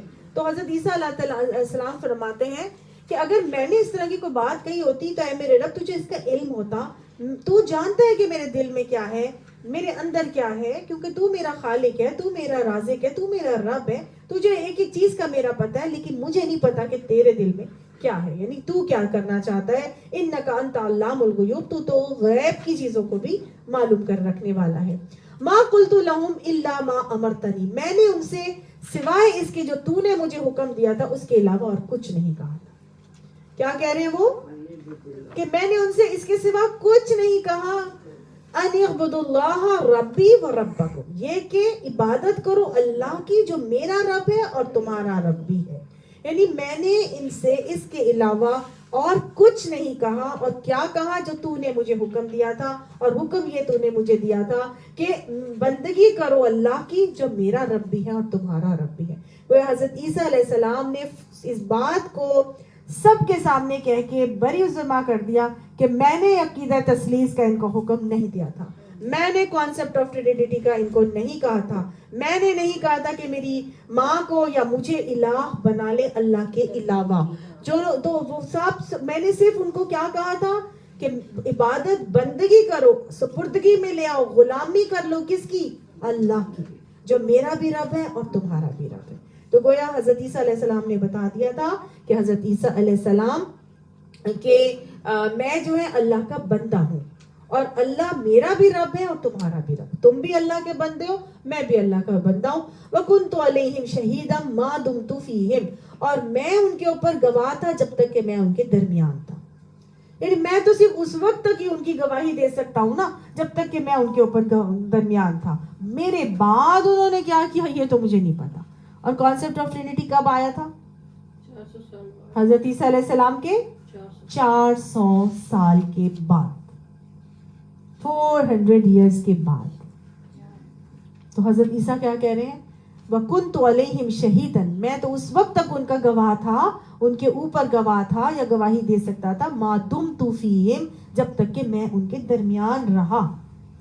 فَلَمَّا تَوَفَّيْتَنِي، پس جب تو نے مجھے پورا اپنے پاس اٹھا لیا، تو نے مجھے فوت کر دیا، كُنْتَ أَنْتَ الرَّقِيبُ عَلَيْهِمْ، پھر تو ان کے اوپر نگران تھا۔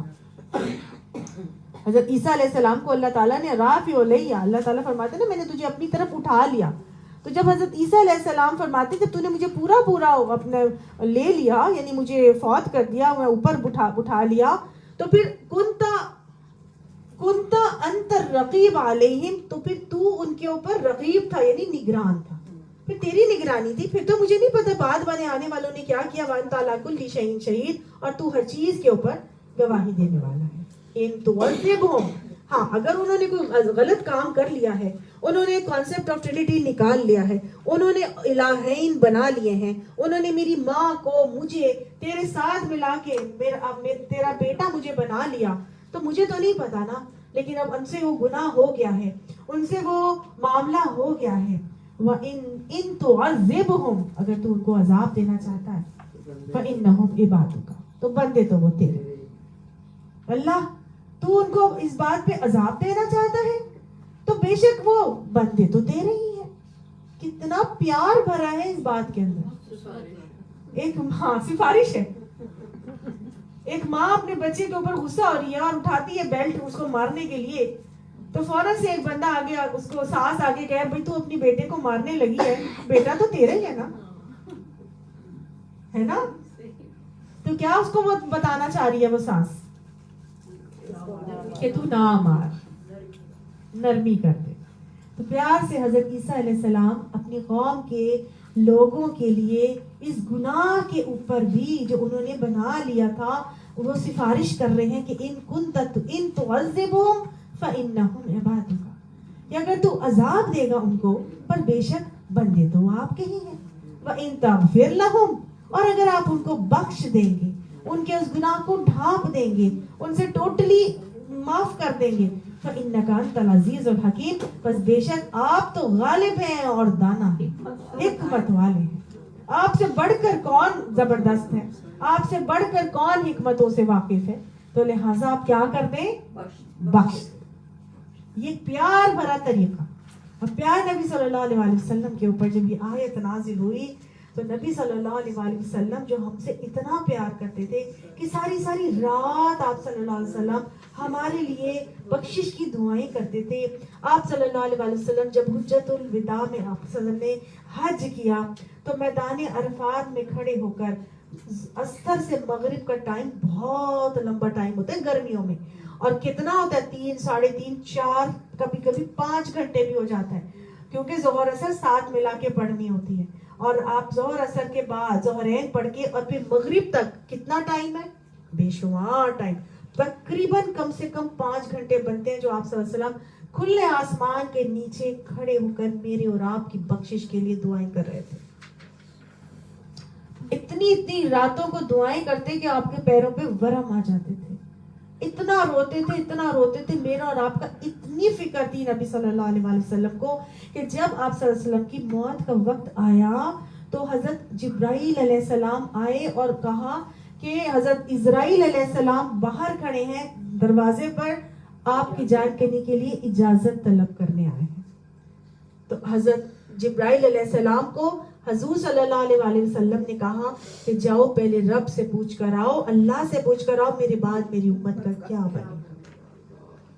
تو اللہ سبحانہ تعالیٰ نے جواب بھیجا کہ آپ کے بعد آپ کی امت کے ہم ذمہ دار ہیں. پھر اللہ کے نبی نے فرمایا, رسول اللہ صلی اللہ علیہ وسلم نے, کہ اللہم رفیق الاعلیٰ, کہ اے اللہ تو میرا ساتھی بن جا, تو مجھے اپنا ساتھ عطا فرما دے. اور پھر حضرت اسرائیل علیہ السلام نے حضور صلی اللہ علیہ وسلم کی جان کنی کا معاملہ کیا. تو نبی صلی اللہ علیہ وسلم نے جب یہ آیت سنی, امت کا اتنا درد تھا آپ صلی اللہ علیہ وسلم کو کہ یہ آیت پڑھتے گئے, روتے گئے حتیٰ کہ صبح ہو گئی. ساری رات یہی آیت پڑھتے رہے, اور صرف کہ اللہ اگر آپ میری امت کو عذاب دیں گے تو بندے تو آپ کے ہیں, اور اگر آپ معاف کر دیں گے تو بے شک آپ زبردست غالب حکمتوں ہیں. اتنا نبی صلی اللہ علیہ وسلم ہم سے پیار کرتے تھے. ہم نبی صلی اللہ علیہ وسلم سے کتنا پیار کرتے ہیں؟ کیا ہم اپنی زندگی میں سنتوں کو اپناتے ہیں؟ کیا سنتوں کو جاننے کا ہمیں شوق ہے؟ کیا ہم سنتوں کے اوپر عمل کرنے والے ہیں؟ اللہ تعالیٰ ہمیں سنتوں کی پہچان بھی عطا فرمائے, اس کا علم بھی عطا فرمائے, ان کو کرنے کا شوق بھی عطا فرمائے, اور ان کو اپنی زندگیوں میں رائج کرے, اور آگے اپنی نسلوں تک بھی اس کو ٹرانسفر کرنے کی توفیق نصیب فرمائے. یہ ہے منہج نبی صلی اللہ علیہ وسلم. جب تک یہ منہج نبی صلی اللہ علیہ وسلم ہمارے اندر نہیں آئے گا کہ ہمیں امت کی تکلیف کا خیال نہیں ہوگا, تب تک ہماری دعوت میں اثر نہیں ہوگا. سمجھ آ رہی ہے نبی صلی اللہ علیہ وسلم کا اس آیت پہ کیا رویہ ہے, حضرت عیسیٰ علیہ السلام کا اپنی امت کے ساتھ کیا رویہ ہے, اور ہمارا اپنے مسلمانوں کے ساتھ کیا رویہ ہے. یہ منہج نبی ہمیں اپنے اندر لانا ہے, ہر ایک سے پیار کرنا ہے, ہر ایک کی خیر خواہ بننا ہے کہ یہ کیوں جہنم میں جا رہا ہے, یہ جنت میں کیوں نہیں آ جاتا, یہ جنت میں جا رہا ہے تو یہ اوپر والی جنت کا حقدار بن جائے. اس کے لیے سوچیں, اس کے لیے ایفرٹ کریں, اس کے لیے قربانیاں دیں, اس کو دین پہ لانے کے لیے کوشاں ہو جائیے, بلائیں, کھینچ کر لائیں. نہیں آتا, بولتا ہے, آپ کی بہن ہے, آپ کی دوست ہے, جو ہمسائی ہے, یہ خیر خواہی کا تقاضا ہے. ایفرٹ جاری رکھیں, پٹ آف نہ ہو, ہمت نہیں ہاریں, محبت سے پیار سے لاتے رہیں. ایک دن تو آئے گا, پتھر پہ بھی پانی برساتے رہو تو اس میں بھی سوراخ ہو جاتا ہے. بار بار بولیں گے, اللہ سے مانگیں گے, اللہ خود اس کے دل میں ڈالے گا. ہماری محبت ہوگی, ہماری دعائیں ہوگی. کبھی ہم نے راتوں کو دعائیں کی؟ کبھی ہم نے راتوں کو اٹھ کے اپنی امت کے بہن بھائیوں بچوں, وہ جو اسرائیل کے اندر ہو رہا ہے سب کچھ, وہ غزہ کے اندر جو ہو رہا ہے اسرائیلی کر رہے ہیں, کیا ہم نے ان کے لیے کبھی تڑپ کے دعائیں کی؟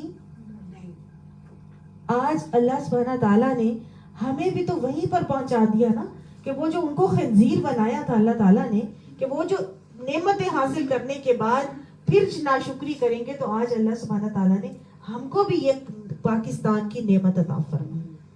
ہم نے بھی تو اللہ تعالیٰ سے ایک معجزہ ہی مانگا تھا نا, کہ ہمیں ایک خطہ دے دے جہاں پر ہم دین کا نفاذ کریں گے, اسلام کے مطابق اپنی زندگیوں کو گزاریں گے. ہم نے پاکستان کا مطلب کیا کا نعرہ لگا کے, اللہ سے وعدہ کر کے, اللہ سے یہ معجزہ طلب کیا, اور اللہ نے یہ معجزاتی طور پر ہمیں ود ان ڈیکیڈز ہمیں ہمارا ملک ہمارے ہاتھوں میں پکڑا دیا. پھر اللہ نے اتنا عروج دیا پاکستان کو, کہاں کون سی نعمتوں سے اللہ نے اس کو مالا مال نہیں کیا. آج اتنی نعمتوں کے ہونے کے باوجود دوسرے ملک ہمارے اوپر پابندیاں لگائے بیٹھے ہیں. خبردار یہ چیز تم نے اپنے ملک سے نکالی, یہ ذخیرے خبردار تم نے اس کے اندر سے نکالے. اور ہم باؤنڈ ہیں, کیونکہ ہم اتنا IMF سے فنڈ لے کے ان کے قرضدار ہو چکے ہیں کہ ہم اپنی مرضی اپنے ملک میں بھی نہیں چلا سکتے. یہ اللہ کی سزا ہے کہ تمہیں پھر ہم ایک ایسی سزا دیں گے, ایسا عذاب دیں گے کہ دنیا بھر میں ہم نے کسی کو نہیں دی ہوگی. آج سب سے زیادہ ذلیل پاکستانی قوم ہے کہ نہیں؟ کرپشن میں نمبر 1. کوئی ملک اس کو اپنے اندر آنے کی اجازت نہیں دے رہا. کہاں دبئی والے, ہمارے ایمریٹس والے ہمارے نام کو سن کے خوش ہوا کرتے تھے, اب آنے نہیں دے رہے. پاکستانیوں کو ویزاز الاؤڈ نہیں ہے نا. یہ صرف ایک ملک کی نہیں, کتنے ممالک ہیں جہاں پہ پاکستانیوں کو بین کر دیا گیا. یہ اللہ کی عذاب, اللہ کی سزا ہے. اتنی نعمتوں کو لینے کے باوجود بھی جب ہم اپنے کفران پر جمے رہیں گے, اڑے رہیں گے, ڈٹے رہیں گے, تو پھر یہ سزا اللہ ایسی سزا دے گا کہ جہان والوں کو نہیں دی ہوگی. میں پاکستان اور انڈیا ایک ساتھ معرض وجود میں آیا. یہ 14 اگست کو, وہ 15 اگست کو. انڈیا کہاں پہنچ گیا؟ 65 تک ہم بیٹھے ہوتے تھے. جی بہت زیادہ. جی اس کے بعد ہمارا بیڑا گرک. جی ہمارا بیڑا گرک آہستہ آہستہ ہوا. 65 تک کچھ رہ گیا تھا, اس کے بعد آہستہ آہستہ وہ نیچے نیچے نیچے جا رہے تھے. منظر عام پر 65 کے بعد آنا شروع ہو گیا. آپ دیکھ لیں انڈیا کہاں پہنچ گیا, بنگلہ دیش کہاں پہنچ گیا, ٹرکی کہاں تھا, کہاں پہنچ گیا, کہاں تھا. یہ آپ کے سامنے ساری ہمارے سامنے چیزیں آ رہی ہیں. یہ رشیا بالکل ٹکڑے ٹکڑے ہو گیا تھا. آج آپ جا کے دیکھیں دوسرے رشین جو ریاستیں الگ الگ ہو گئی, آذربائیجان ہے, مختلف جو بھی ان کی ہیں, ہاں جی, یہاں پر آپ جا کے دیکھیں, they are just like first world countries. یہ کہاں پر پہنچ گئے, اور آج ہم ہیں نیچے سے نیچے ہی ہوتے چلے جا رہے ہیں. سمجھ ہی نہیں آ رہا سرا کہاں پہ ملے گا. بات صرف یہ ہے, اللہ سے وعدے کر کے ہم بھول چکے. جب تک ہم اللہ سے اس کیے ہوئے وعدے کو پورا نہیں کریں گے کہ پاکستان کا مطلب کیا, لا الہ الا اللہ, کیونکہ انہوں نے بھی تو کہا تھا نا کہ ہمارے دل مطمئن ہو جائے اور ہم اس کو خوشی کا دل بنائیں. ہم صرف یہ چاہتے ہیں اور کوئی نہیں. پھر اللہ نے کہا تھا بھی کفر کرو گے تو پھر وہ سزا ملے گی. لیکن ہم نے کیا کیا, نعمتیں لینے کے بعد ہم کفران پر اڑے رہے, ڈٹے رہے. 70 سال سے زیادہ ٹائم گزر گیا ہے, آج بھی ہماری ناشکری اور وہ جو کفر کے معاملات ہیں پہلے سے زیادہ ہی ہو گئے, کم تو نہیں ہو گئے. تو آج ہمارے پر حکمران بھی نہیں ویسے آ رہے کیونکہ ہم خود کرپٹ ہیں, خود خراب ہیں. ایک عمران خان کی بات کی تھی, دیکھ لیجئے کہاں پر پہنچا دیا سب نے اس کو. اور آگے تو کوئی پتہ نہیں پرسانے حال پاکستان کا کیا ہونا. یہ اللہ ہی ہے جو کرے گا, لیکن کرے گا کیسے؟ جب ہم صحیح ہوں گے, جب میں صحیح ہوں گی, جب ہم میں سے ہر انڈیویجول صحیح ہوگا. انشاءاللہ ایک عورت صحیح ہوگی تو ایک گھر صحیح ہوگا, اور انشاءاللہ یہ ضرور آگے بڑھے گا. اللہ تعالیٰ فرماتا ہے, قال اللہ, اللہ نے کہا, ھذا یوم, یہ وہ دن ہے, ینفع الصادقین صدقہم, کہ سچوں کو ان کا سچ نفع دے گا. سچ چاہے عقیدے کا ہو, چاہے زبان کا ہو, چاہے عمل کا ہو, سچائی ہمیشہ نفع دے گی. ٹھیک ہے, سچائی کو سچوں کو ان کی سچائی اس دن فائدہ دے گی. کون سے دن؟ قیامت والے دن. نہ صرف دنیا میں فائدہ ہوگا, آخرت میں بھی فائدہ ہوگا. لہم, آخرت میں کیا ہوگا؟ جنات, ان کے لیے باغات ہوں گے, تجری من تحتها الانہار, جن کے نیچے سے نہریں جاری ہوں گی, خالدین فیہا ابدا, وہ اس میں ہمیشہ ہمیشہ رہنے والے ہیں. رضی اللہ عنہم ورضوا عنہ, اللہ ان سے راضی ہوا, وہ اللہ سے راضی ہوئے. ذالک الفوز العظیم, یہ عظیم الشان کامیابی ہے. اللہ ہم سے بھی راضی ہو جائے اور اللہ ہمیں اپنے آپ سے راضی کر لے. اللہ ہماری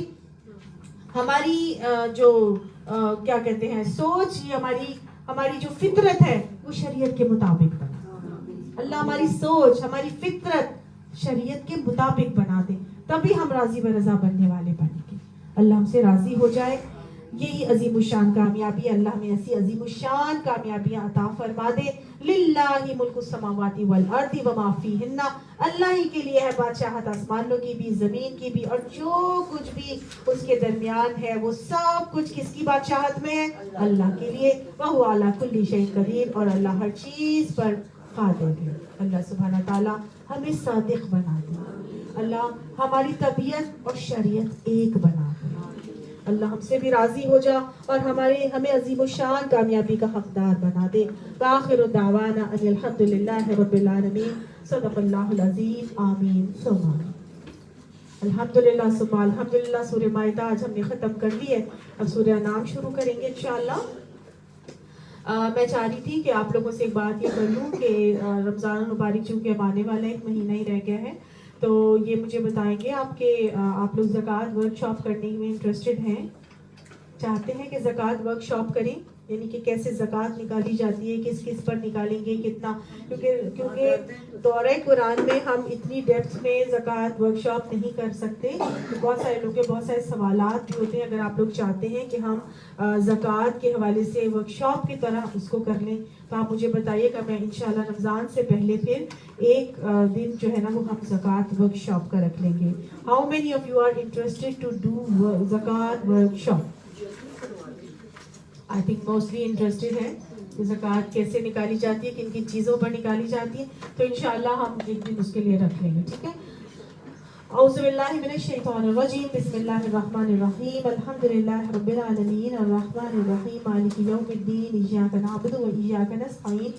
اہدنا الصراط المستقیم صراط الذین انعمت علیہم غیر المغضوب علیہم ولا الضالین. آمین. اللهم صل على محمد وعلى آل محمد كما صليت على إبراهيم وعلى آل إبراهيم إنك حميد مجيد. اللهم بارك على محمد وعلى آل محمد كما باركت على إبراهيم وعلى آل إبراهيم إنك حميد مجيد. يا ربي لك الحمد كما ينبغي لجلال وجهك الكريم وعظيم سلطانك. لا إله إلا أنت سبحانك إني كنت من الظالمين. ربنا هب لنا من ازواجنا وذرياتنا قرة اعين واجعلنا للمتقين اماما.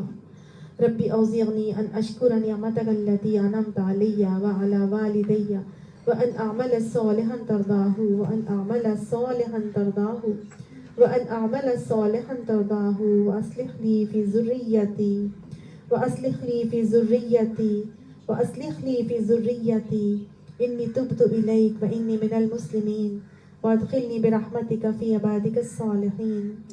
اللهم طهر قلبي من النفاق وعملي من الرياء ولساني من الكذب وعيني من الخيانة.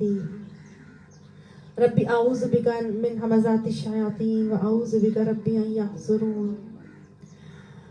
یا رحیم یا ذوالجلال والاکرام، جو ہم نے آج پڑھا اللہ اس کو ہمارے دلوں میں اتار دیجیے. اللہ ہمیں اپنی عقائد کی اصلاح کی توفیق عطا فرما. اللہ ہماری شریعت، ہماری فطرت اور ہماری شریعت کو ایک بنا دے. اللہ ہمیں اپنے ہر حکم پر راضی برضا رویہ اختیار کرنے کی توفیق عطا فرما دے. اللہ ہمیں ایسا بنا دیجیے کہ ہم آپ کو پسند آ جائیں. یا رحیم ہماری اولاد کو بھی، ہماری اولادوں کو بھی اللہ دین کے لیے قبول فرما لیجیے. اللہ انہیں دین اور اسلام کا علمبردار بنا دے. اللہ انہیں مؤذن بنا دے اور اللہ انہیں نمازوں کو قائم کرنے والا بنا. اللہ مسجدوں کا آباد کرنے والا بنا. اللہ مسجدوں کو ان کا دوسرا گھر بنا. اللہ ان کو خوشی سے دین پر چلنے کی توفیق نصیب فرما. اللہ اسلام پر خوشی سے عمل کرنے والا ان کو بنا. یا رحیم فورسفلی ہماری اولاد اسلام کی طرف نہ آئے بلکہ خوشی سے دین کے ہر عمل کو کرنے والی بن جائے. اللہ ہماری اولاد کو ہماری آنکھوں کی ٹھنڈک بنا دے. اللہ آخرت میں بھی ان کو ہماری آنکھوں کی ٹھنڈک بنا دینا. اللہ ہماری اولاد کے ذریعے سے بھی ہمیں وہ تاج عطا فرما جس سے زمین و آسمان روشن ہو جائیں گے. اور اللہ ہمارے ذریعے سے ہمارے والدین کو وہ تاج عطا فرما جو قرآن پر عمل کرنے کی وجہ سے والدین کو پہنائے جائیں گے. اللہ سبحانہ تعالیٰ ہماری اولاد کو ضائع ہونے سے بچا لے.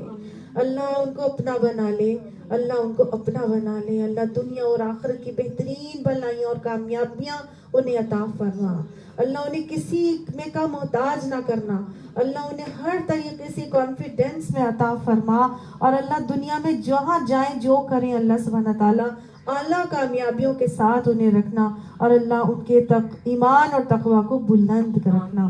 یا رحیم دنیا میں آج بہت جگہوں پہ شر پھیلا ہے. اللہ نیکی کم ہے. اللہ ہماری اولاد کو بہترین لوگوں کا ساتھ عطا فرما. ہمیں بھی بہترین لوگوں کا ساتھ عطا فرما. اور شر والے لوگوں سے اور شر پسند عناصر سے ہم سب کو محفوظ فرما. یا رحیم مسلمانوں کی ہر جگہ مدد فرما.